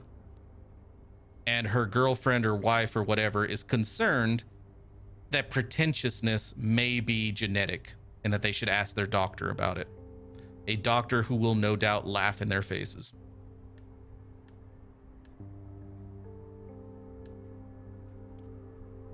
All right. You walk into the mini mart. Give me a clue. I was wondering. Thank you. Give me a newspaper. Yeah. I don't care about the clerk. Let's go.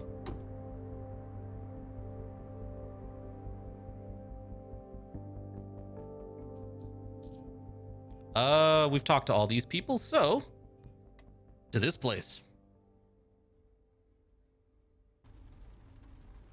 Yeah, this isn't like he's a politician. He won't have anything to do with this group.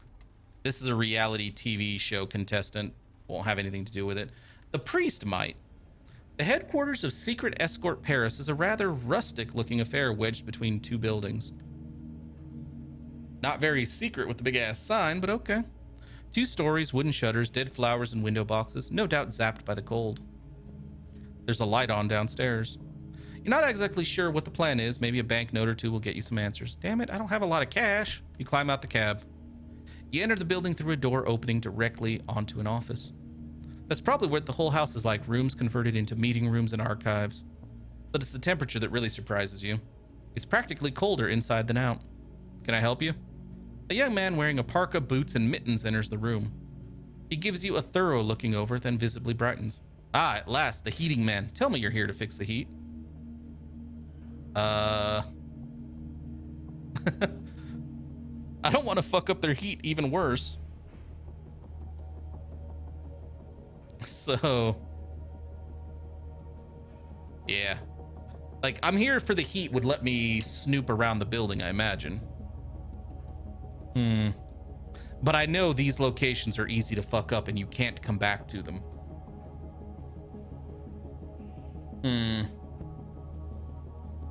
We could just say to do what and just be honest. Let's do that.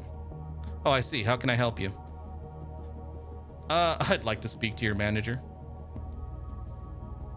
It is the beginning of the night, yeah. I want to ask you a few questions. Questions? If you have any questions, you can visit our site. It's all explained there. We just do the paperwork here. His voice takes on deeper, more confident tones. You can sense he's used to visits like these. Then I think you'd better turn around now and leave before I call the police. You take another step backwards. He goes over to the desk and opens a drawer. You're not sure whether he's going to pull out a gun or press an alarm. Look, man, I need some information. He's not going to buy it. You've got 3 seconds to get out of here. You spin on your heel. Message received. Back in the taxi, you let out an annoyed whistle, then start the engine. For a moment, you sit there perfectly still, disappointed, then you decide to get on with your shift. The investigation isn't over after all. You're right, we can just start over the night and just try that again. Holy shit, that's a lot of people. I believe both of these are new. But I would like to see... So go back to the main menu. Since it is the beginning of the night.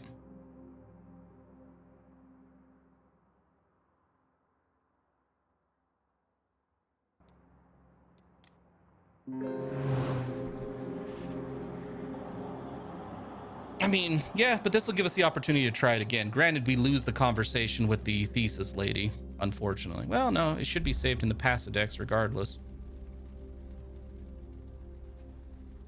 Oh, no, it did save. Okay.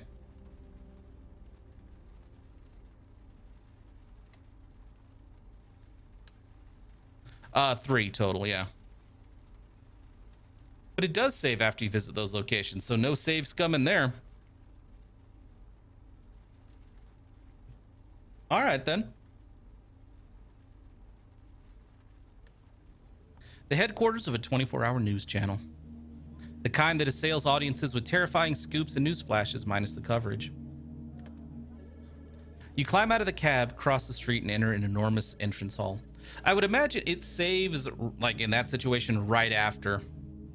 Like, right after you've made the decision that locks you out of that place. TV is the size of your car, broadcasting the latest developments in the Sandman case. You go over to the reception desk, leave your ID, and take the stairs to the 8th floor where Daniel works. The television anchor was a regular customer of yours at one time. He's usually high and is always friendly. You'd been of help to him more than once. He waves to you as you enter the office. He's expecting you. You cross the open plan office. It's almost empty. The televised news set is just a few yards away. Without the scrolling tickers and the logos, everything seems fairly quiet. Before we have our little talk, there's something I need to tell you. I want to apologize for everything I've put you through, all the messed up shit, you know, the drugs and everything else. I'm done with all that. You in rehab, aren't you? Congratulations, dude. Thanks, Will. I'm still working on it, but I met the right person, and now I'm sure I'm going to. He gives his head a vehement shake. Whether using or clean, Daniel does everything a lot faster than you do. Anyhow, in your text message, you said you had a few questions about the Sandman. I've got some information on the victims, but first, how should I put this? Daniel draws you in a little closer. You can't breathe a word about this to anyone, not a word, just the cops. If they find out I'm leaking information, they'll fire me. They don't mess around here when it comes to scoops. You either sink or swim. Right, I get it. I just want to know a little more about... Oh, shit. We have almost no information about the 4th victim. I feel like that's who we should go with, because that's also the one that psychotic lady in our cab, that was her... I don't know if it's her parents or her grandparent. But yeah, we have no information on this one other than... Yeah, they were rich. The heir to the Dutillo fortune? What's he got to do with... Daniel breaks off for a moment. Someone is walking past his desk. Hold on a second. He leads you by the El Depot to the other side of the office where there's a tiny room with a Xerox machine. No one will bother us in here. Du Tillot was a fat cat. He and his mother owned the paper at one time. That's where all the money comes from. He stops short, reconsidering. Came from. He lived a life of luxury, winter in the tropics, summer in Saint-Tropez. Only the best for his dog and his orchids. He didn't pay much attention to business except that one time. The young man leans closer as if someone were within earshot. That one time? That one time. Except the time he showed up at a board meeting. It was a few months before the Albatross burnt down and vetoed the building's renovations. Oh, shit. Maybe, okay, so maybe the reason the group Diamant's CEO didn't press charges against that other dude, the father of one of the people who died in the fire, was because she felt guilty that, like, she knew it was their fault when he attacked her after it got out. So, and if he found out that this motherfucker vetoed the stuff, vetoed the renovations, then yeah, so we got another motive. Nobody knew why, but he was against spending any money on the building, and this in part is why the fire broke out. He glances up at the enormous clock overhead. Listen, man, I owe you one. So what else do you want to know? Tell me more about? We don't know much about any of the victims, actually. The third victim was the one that had tears on their body. That's all we know about this one. And I don't remember if it was I think the first victim was the one who was tortured and burned.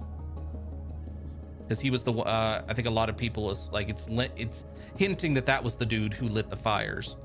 But yeah, I think the third one. Everybody here loved Michaela, the kind of international correspondent who knows what's what, a stubborn, hardworking chick. Uh-oh. And an incredible woman. She'd received death threats a few days before. She'd get them every so often, we all do in fact, not to mention the offensive tweets. He looks away for a moment. But this time it was serious, dead serious. There's a knock at the door. Yeah, I'm coming. Sorry, you'll have to go. Around here it's a battlefield. No worries, thanks for everything. He stops short, realizing that for once he's been able to help you. A smile plays across his face. Feels funny to hear you say that. You return his smile. Back in the cab, you're relieved Daniel's addiction has been replaced by something more manageable, let's say. At least you hope it is. You turn the key in the ignition and drive away. A motorcycle in the distance takes off like a shot. Bang! You stall, a sickening feeling in the pit of your stomach. It was just an exhaust pipe. That's all, nothing more. That's all, nothing more.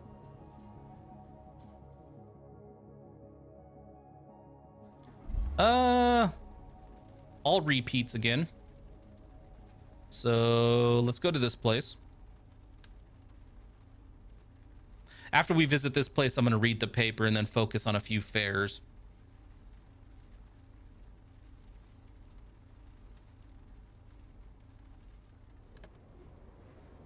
The hell is this place? You get out of your taxi, cross the street, and walk over to the hospital. It's a small, drab building with gray shutters. A client of yours works here. You ask about her at the reception desk and are given a floor and a room number. You climb the stairs. The smell of disinfectant is overpowering. 10 years before, someone had come up with an unfortunate color scheme: putrid lilac, sickly orange, and muddy red. That is a very bad combination for a hospital. You push open door 451 and see Jenna sitting on a bed, her face aglow in the light of a cell phone.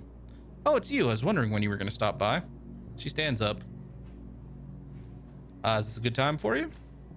Sure, no problem. I was trying to get some sleep, but it's been a tough night. She forces a brief smile. I don't have that much time, though. A few weeks earlier, you'd been there for Jenna. A few words exchanged during a taxi ride, that's all, but she'd contacted you afterwards to say thanks. You met up for coffee and then settled into a routine, text messages sent every week or so, to see how the other was holding up. Her schedule as a doctor meant she worked nights too, but you never told her about the attack, about the Sandman, or Bousset. So you want to know about pancuronium? You nod yes and follow her down the hallway to a small medical dispensary. You can hear the gurgle of coffee maker. The pancuronium must be the... there was a drug that was injected and it was forcibly injected. That's what we got from the cops report. Coffee? Sure, I'm never gonna say no to coffee. She pours some coffee into a flimsy paper cup, the smell momentarily blotting out the disturbing stench of the hospital. Wow, this is a shitty hospital. She pours some coffee into an old cracked mug and leans up against a medicine cabinet. How have you been? Can't complain, things can always be worse at any rate. You can sense her impatience. She switches her mug to her other hand as if to demonstrate her composure. But first, I need to know is it related to the Sandman? She goes on before you can answer. You know I'm not an idiot, right? I know how to connect the dots. Tell the truth. I'm not going to lie to her. Yes, it is. You update her on the situation, presenting a broad picture. She nods, giving you a smile when you finish. Pancuronium is a curare, a poison if you'd rather. When turned into pancuronium bromide, it's a muscle relaxant. It used to be used as a general anesthetic. Used to be? Yeah, it's a very cheap anesthetic, but extremely powerful. Too powerful, in fact. Surgical interventions nowadays are much faster and more local. But it's still used in the United States, on death row. She pronounces the last two words with an almost imperceptible shudder. She finishes her coffee. A lot of anti-death penalty NGOs are fighting to have it banned. Pancuronium is lethal, but it isn't a painkiller. Patients apparently still feel the pain until they pass out. Oh, and one more thing. She seems uncomfortable. There was a break-in a few months ago. Some pancuronium was stolen. It's not the kind of thing that usually goes missing. It was the same night the building caught fire. The hospital was swamped. Most of the victims were sent here. Any way to find out the names of the... I'm assuming that says victims. Yeah, that's not cut off by the recording software or anything. That's actually cut off of the game entirely. She gapes at you, dumbfounded, amazed you would even ask. That's impossible. It's confidential. Of course it is. Yes, I'm sorry. Thank you. Can you turn around, though? Turn your back and just point me to a computer. Tonight it was my turn. No problem. You take a last gulp of coffee to hide your disappointment. The coffee's actually quite good here, isn't it? She breaks into a broad grin. You're touched. There's something about her youth, about the light in her eyes. You smile back. Yes, it definitely is. A few minutes later, you're back in your cab. Luckily, the smell of the hospital has vanished, canceled out by the cold. You turn the key in the ignition. Jenna's parting words echo through your brain to the hum of the engine. Be careful. Don't forget, you're not a cop. You're relieved you told her the truth. Relieved and glad you shared it with her. You drive away. Honestly,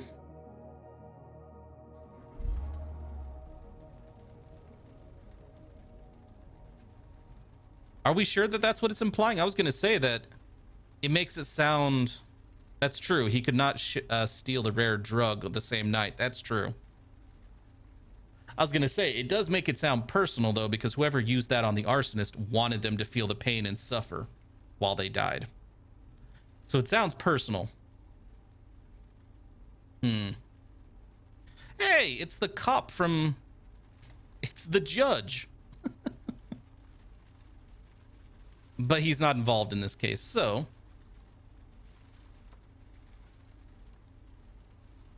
Let's read our newspaper and then pick up some passengers. Sololay again.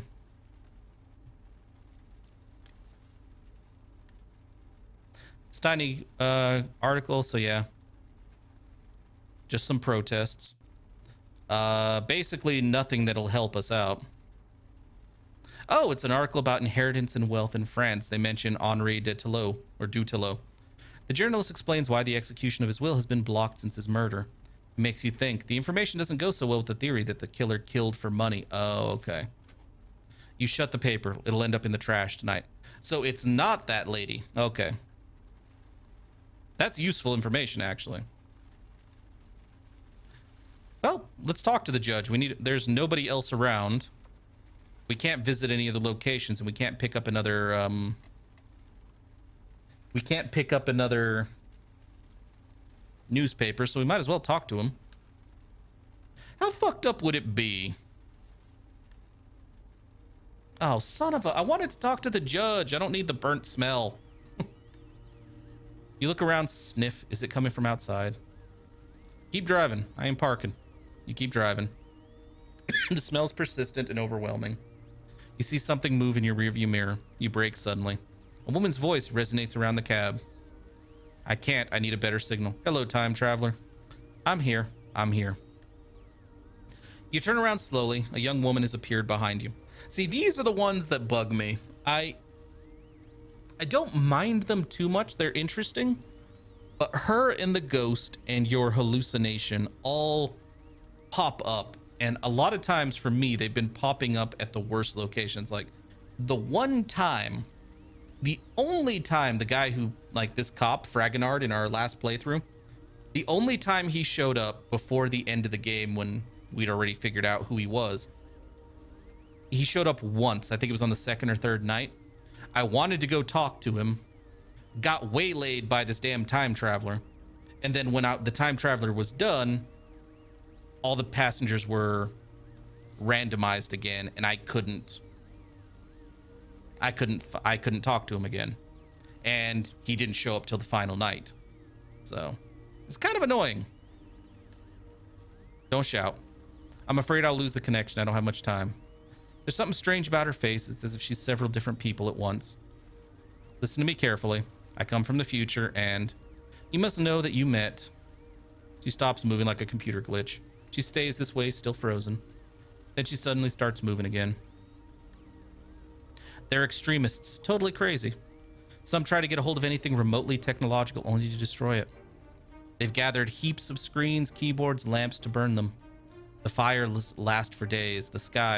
Some days the sky is filled with toxic soot, black ash. She shrugs. I'm lucky, I guess. I can remember what it was like before. The children, though. I feel most sorry for them. They're so lifeless and sad. She looks at you. You looked surprised, but the image of her flickers and shakes. She raises her head to speak to someone outside the cab. What, they're getting closer? I don't know if I can stay much longer. I have to tell you one more thing. A few days ago, we got our hands on some newspapers from your time. She looks down. Everything we read seemed trivial. And it felt so good we laughed about it, even though deep down, I miss those debates, stories, the editorials. She lowers her voice. Especially the horoscopes. She doesn't say anything for a few seconds. You want to tell me something? Tell you something. Her face lights up. Yes. While we were reading through newspapers, we found some crucial information related to your investigations. She closes her eyes. Now don't try to. I can't tell you much. But I need you to write down what I'm about to say. She disappears. Fucking hell. A few seconds go by and she doesn't come back. Are you there? No answer. Silence reigns in the cab, terrifying silence. Only now do you notice a strange smell floating in your taxi. A hospital smell. Let's pull over. You park as soon as you find a free spot. You attempt to get a hold of yourself.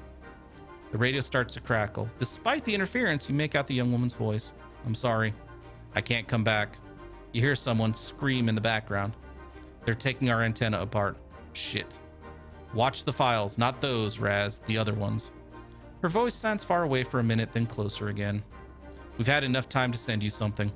I don't know if it could be of any help, but it's under the seat. Under the seat. No answer. Her voice suddenly stops. The radio starts playing like usual again.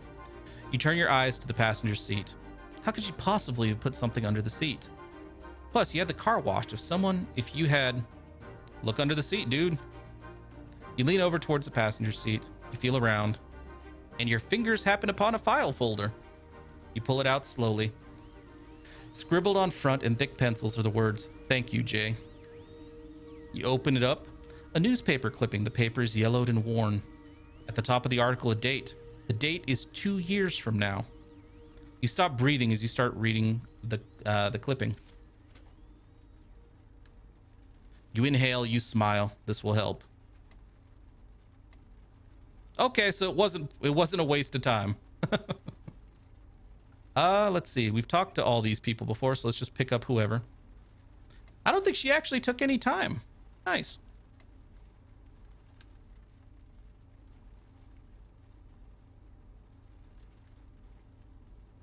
Oh, I agree. I don't like that either, where it's like, hey, we have limited time. But I'm gonna waste time saying, can you hear me?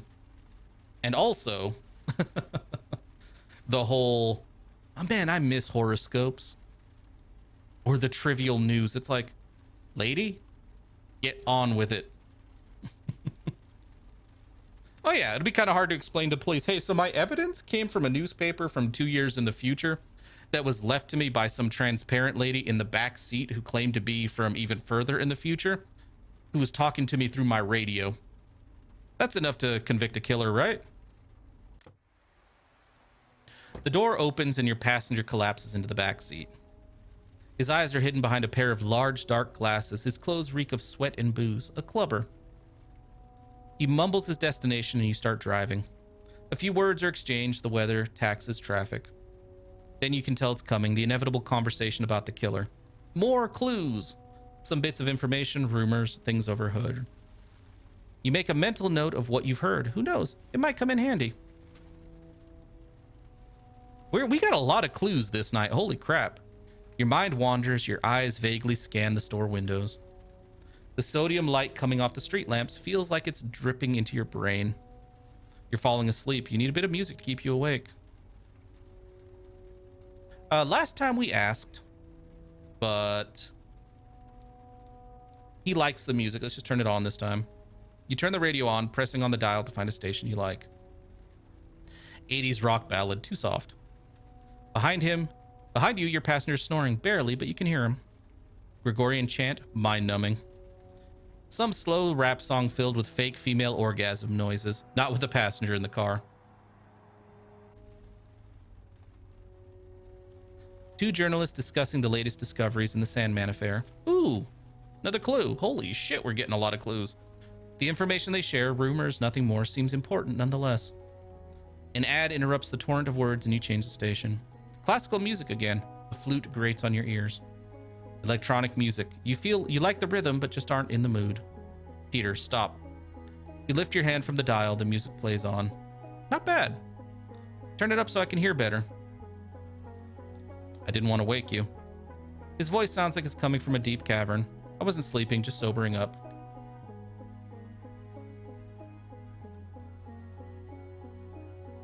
He leans forward. Not bad at all. You hear the touch of an accent, probably an American, but someone who's lived most of his life in France. Leave it on until they say the musician's name. The music continues. There's something turning in the background, a persistent melody that gets higher and higher. Your client mumbles, I bet. The song is coming to an end and the announcer, in a piercing foghorn voice, throws out the name of a DJ you've never heard of. DJ Blunt. I knew it. Say nothing this time. He continues to mumble, but this time you can tell he's more or less talking to you. Still, it's crazy. I taught that dude everything he knows. Everything. In '94, at a party at the Rex Club, there's this kid who started buying me rounds. He waves his hand around. A kid no older than 17. I thought he was hitting on me. He chuckles. He would have been disappointed. He shakes his head. No, he wanted me to teach him how to spin. I told him no, but you can watch. And that's exactly what he did every week until we moved to the Osiris. He sold X to pay his way in. He briefly snickers. And now he's on the radio. Silence fills the cab. Weighted silence. You can tell your passenger's mind is spinning. You know what he did this summer? He was the opener for a soccer championship at Stade de France. It was huge. Wonder what people would think if they knew he was selling drugs at 17. He lowers his voice a bit. If they only knew. Your passenger clams up. You stare at your passenger and notice little details revealing how old he must be.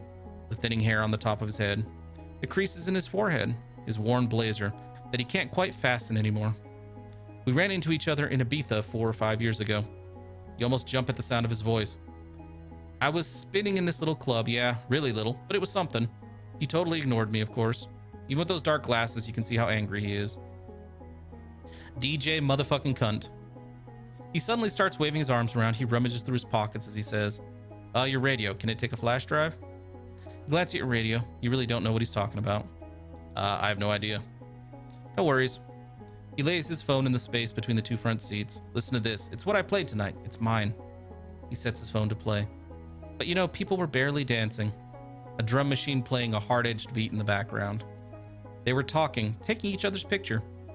4 notes start to dance in the cab. They barely touch, never kiss anymore. The perfect dance beat becomes progressively audible. All that, a purely electronic crescendo plays, is over. There's a break in the music. Synthesized strings calm the song down without slowing it down. At least, the song is getting intense again, explodes as your passenger drifts off. I got people dancing. The song keeps going for another minute, then stops. Your passenger doesn't budge. You drive to the rhythm of his snoring. The sound fills the cab. Ideas are bouncing through your head like they do every time you find yourself alone. The guy in the back seat is too old to be young. You look at your own hands. They look like they're suddenly aging in time lapse. You close your eyes a second. Only a second. When you open them, you've reached your destination and pulled over to the sidewalk. You tap your passenger's knee and he wakes with a start. Shit, yeah? We're here, sir. Ah, yes, great. He rummages through his pockets and hands you a few rumpled bills for fare. Thanks. I hope you liked it. Silence. The music, I mean. My music. The song I played you. I should have been in the spotlight, you see. 15 minutes of fame. Just a minute of... He stifles a burp. You hear him mumble as he leaves the taxi. Those whiskey and oranginas really screw with my system. You see him stagger toward his building. It takes him several tries to get the door open. He finally disappears inside. You heave a long sigh. Okay, come on.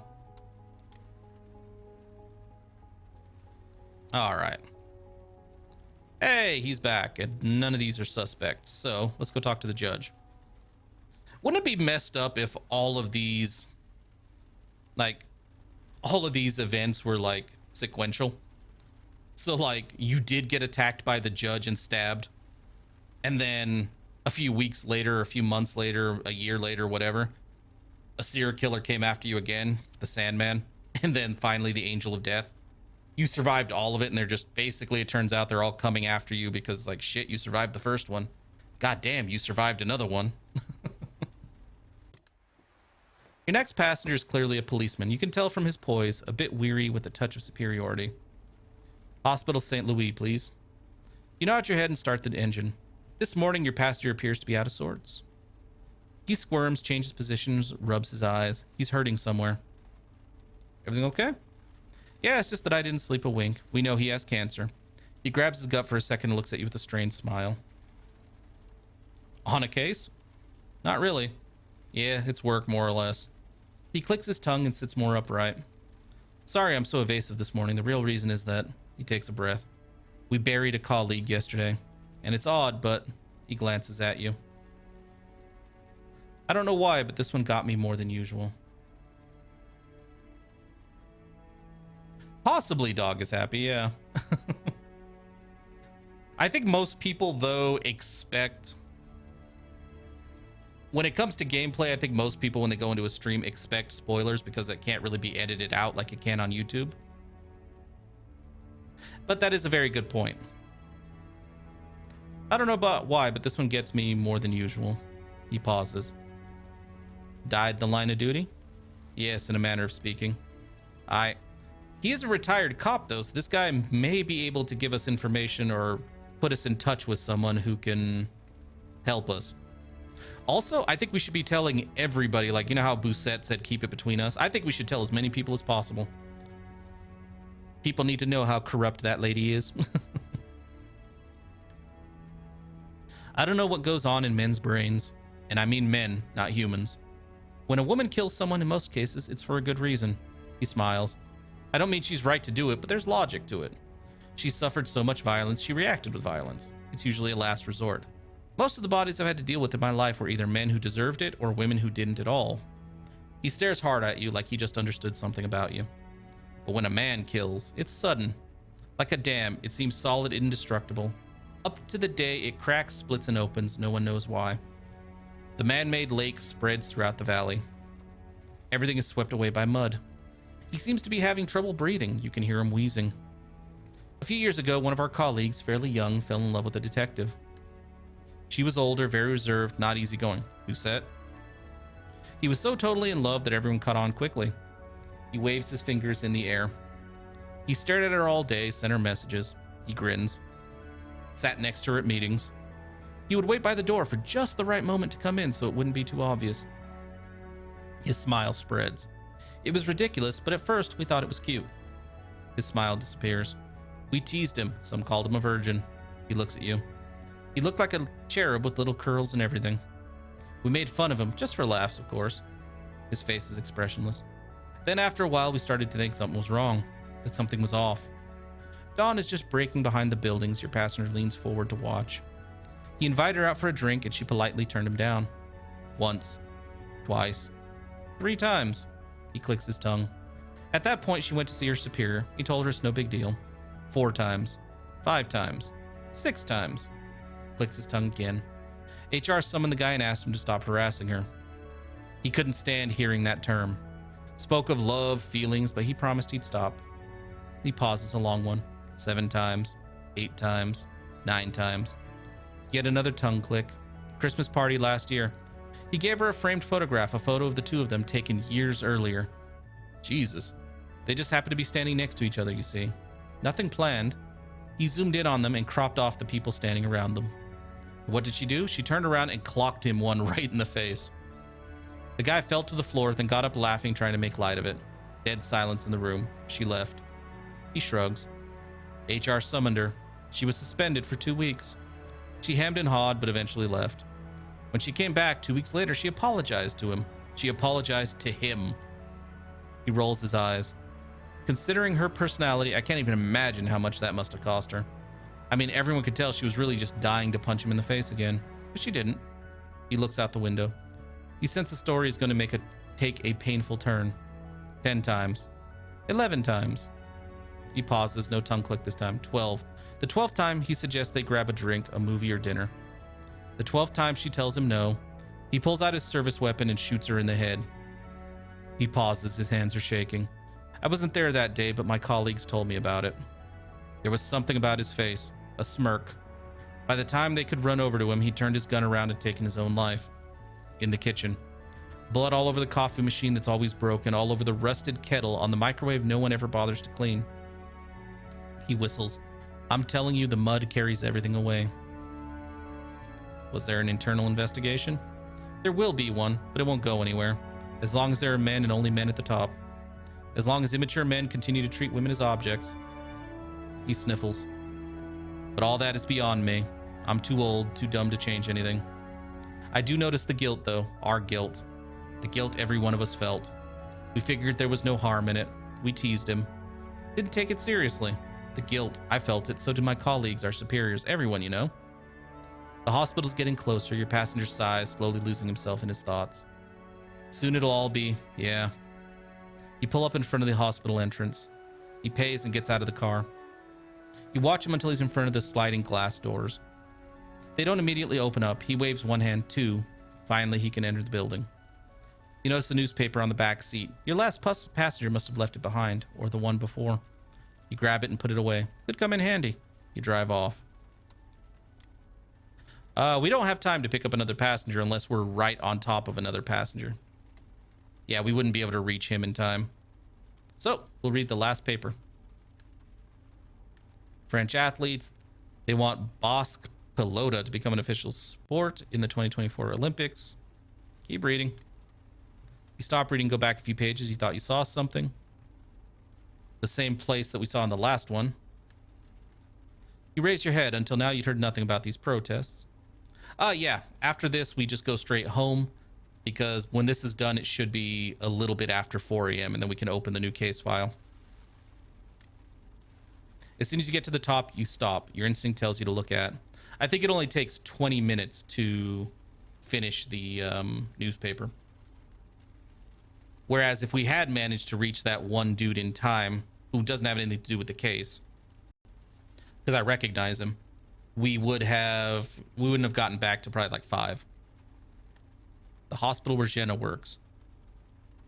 You learn from the article that lots of medicine went missing, including pancuronium bromide, which she told us about. You shut the paper. Yeah, see, now we just go straight home. We have a bit of time.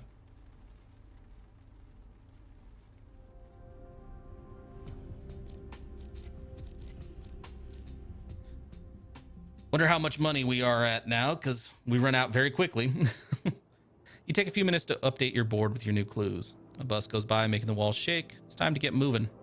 197, we're not doing too bad. 5 clues discovered. God damn. This is a busy board this time. Please give me a side area. Jesus. So she's the heir to the fortunes. Put that up here. Change the will 2 days before death. I was going to say, when we found out that the will is incapable, like they can't distribute the money. When we found that out, I was thinking, okay, well, then she wouldn't, her motive goes away because, you know, the motive goes away because, well,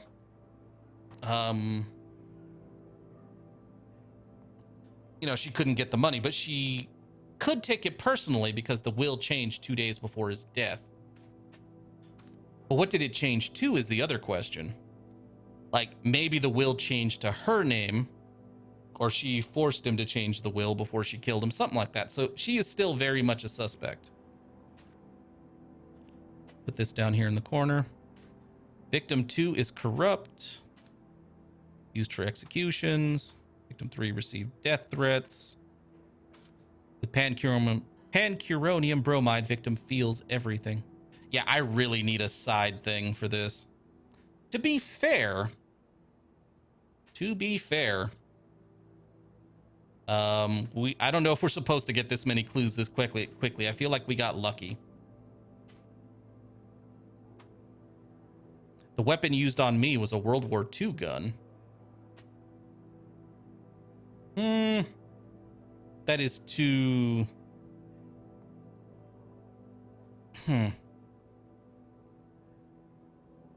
That was a bit too vague to be anybody, but this is weird. The muscle relaxant disappeared from the hospital the night of the fire. See, I agreed with you, Stahor, when you said that the old guy probably wouldn't be able to sneak in and get the fire, but they're linking it to him right off the bat.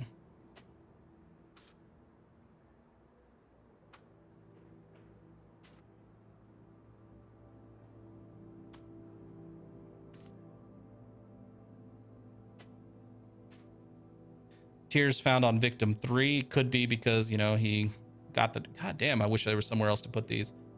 If this goes like the other playthrough, though, at some point we should be able to get a dude who is, like,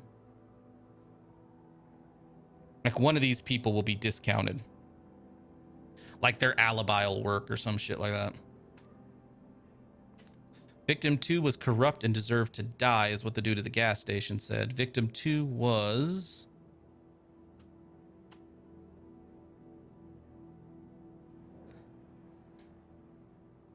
That's another thing I feel like they should do that would greatly improve this section. Aside from give me a place to put unlinked clues and the ability so I can link them for my own benefit if I think they apply, I feel like there should also be a screen where I can see the victims. You know what I mean? Because right now we have, like, Victim 1 worked for Group Diamant in the past. Victim 1 fired from Group Diamant years before Albatross. So we have to try to figure that shit out. But it's also like, okay, Victim 4 was the rich dude. Victim 3 was a newspaper article. Newspaper shoved in her mouth. Now that one could be someone trying to keep her quiet. And I'm seeing a lot of clues that could link to her right now. Yeah, see, like right here.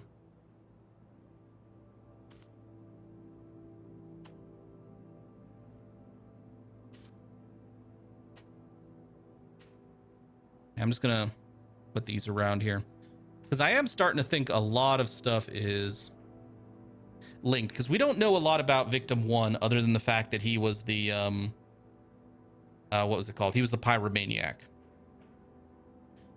Victim 2, I actually don't remember much about Victim 2. Victim 3 was the newspaper reporter who worked for a newspaper that her family owns. And Victim 4 was the rich dude, like her father, grandfather, whatever.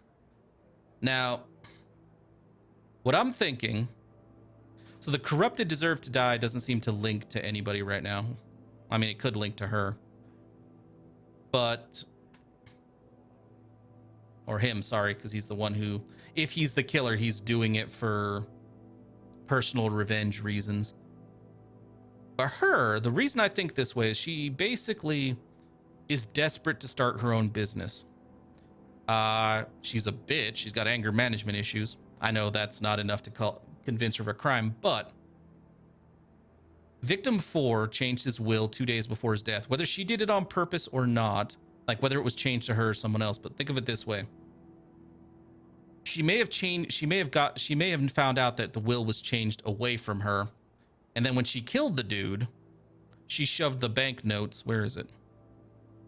Yeah, banknotes, stuffed them in his throat. Also, she pushed him to sell shares in the business. And also, that dude was unwilling to renovate. So it sounded like somebody might have been manipulating him to get as much money as possible that could be coming to Camille. And she might have killed this reporter to keep them from basically reporting that, you know, her dad, grandfather, grandmother, whoever, I think it was a dude, right? Yeah, the rich guy. So father, grandfather, whatever it was. You know, so the news didn't get out. And then with the pancuronium bromide, also the victim received death threats. So somebody wanted to shut her up. Wanted to shut the reporter up. And because this lady has anger management issues, she may have decided, and she definitely, if she did kill victim 4 and shoved the stuff in their mouth, it wouldn't be outside the realm of possibility that she wanted them to suffer.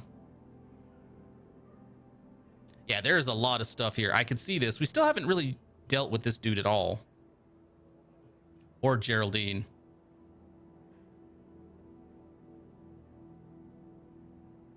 The burn marks on the body done while alive. Well, that's the thing, is they don't say that the burn marks were done, you know, by the killer. They say the burn marks were just done while he was alive. He could have burned himself setting the fire around Albatross if he did set that fire. He was a pyro, so he could have burned himself before he was killed, just fucking around with his fire. That's pretty common.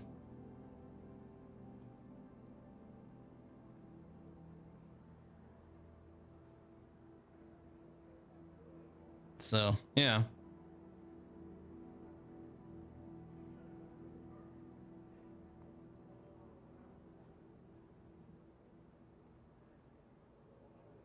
Well, I don't know. I don't know if that's entirely true. Because if she were trying to, like, let's say she did do it, okay? Just on a side note, let's say she was trying to do it. She wouldn't, like, if she thought the arsonist had burned down, or if she hired the arsonist to burn the place down, she would want to kill him to cover her tracks. Which is honestly the same argument as to why Anita might possibly have killed him. But I don't feel like Anita... Honestly, Anita doesn't make any sense to me. Especially this right here. So Anita's husband is a dentist with access to muscle relaxant. But he wouldn't have access to, like, the pancuronium bromide. And it was, they keep pointing out that it was stolen from the hospital. So I think that clue right there just doesn't apply anymore.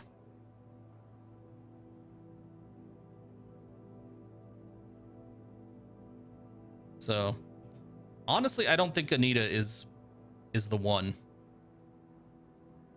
But obviously I could be wrong. Like, because right now we know absolutely nothing about these two, other than some hints we're getting here and there. We've not talked to either of them. We've seen him a few times, but we haven't been able to get to him to chat with him. The phone rings and you jump. You're not used to hearing it. No one ever calls you. Hello, Bousette.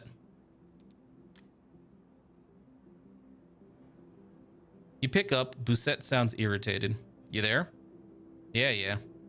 Listen, it's... She pauses. You suddenly hear a ruckus in the background, probably noise at the station. Bousette raises her voice. You mean the source as to the... I would like to read that one. Fuck, they're all Neanderthals here. Listen, it's early and I'm wiped out. So are you, I bet. Let's get straight to the point. What do you have for me? We give her all the information. A few minutes in, she lets out a whistle. Not bad at all. Seriously, you should give a listen to the zombies I work with. We check the alibi. Okay, someone's going away. As you listen to her, you turn to the board and pull down the suspect she's referring to. So it's got to be someone else. She snickers. You know how lucky you are? I'm doing your job for you, pal. Motherfucker. Okay, enough chit-chat. I gotta run. I'll call you in 2-3 days, okay? God, I want Bousette to be like a suspect in one of these. All right.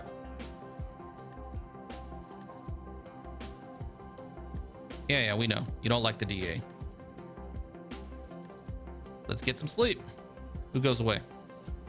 Oh, okay, cool. That's fine. With a heavy hand, you wipe your tired face.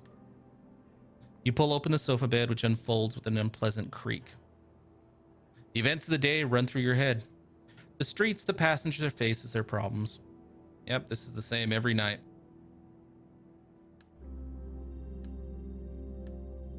I wish there was an option there, like after the first night, it's just basically, you know, the one I was kind of leaning towards, the one who got in the cab and was basically being a bitch with her little survey.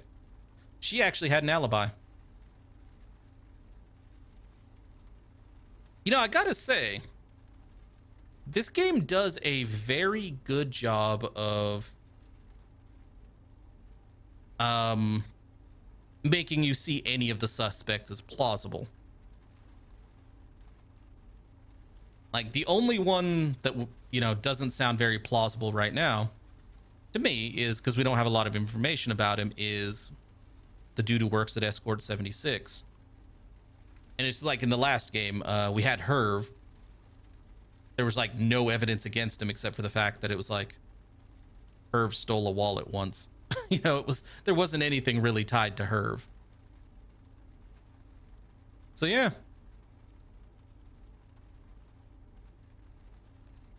So yeah, I mean, interesting. I'm not sure who it's going to go with. But I think this is a good place to end the stream for now, seeing as I am all out of time. So thanks everybody for dropping by and for your feedback. It seems like you guys are leaning more towards wanting to see Zero Escape over Danganronpa. But yeah, I might throw a poll up somewhere and see which one you guys are more interested in. Regardless, we're going to continue playing this game, and we might alternate between this and like Zero Escape, possibly Danganronpa, whatever. But yeah, I've heard Danganronpa's amazing. So, and I'm leaning more towards 999 because, like I said, the first game of Danganronpa has been spoiled for me. I know how it ends because I watched the anime. And I know all the plot twists of Danganronpa, but the first one. I don't know anything about the second or third games, and I know nothing about any of the Zero Escape games. So, yeah. Also, you do have a good point about that, Stahor, the old dude with the poison. He was at the hospital that night. Good point. I forgot about that. But yeah, so we'll probably end up playing the Zero Escape games first. But yeah, either way, thanks again for watching. And what if we just skip the first Danganronpa? We could potentially do that. My only reason to not is people have told me all the Danganronpa games are linked. So there are story bits from the first one that link to the second one that people may want to, you know, that if somebody hasn't watched the anime or the show, I mean, or played the first game, they'd miss out on. But then again, they are technically all, aside from those links, probably mostly self-contained.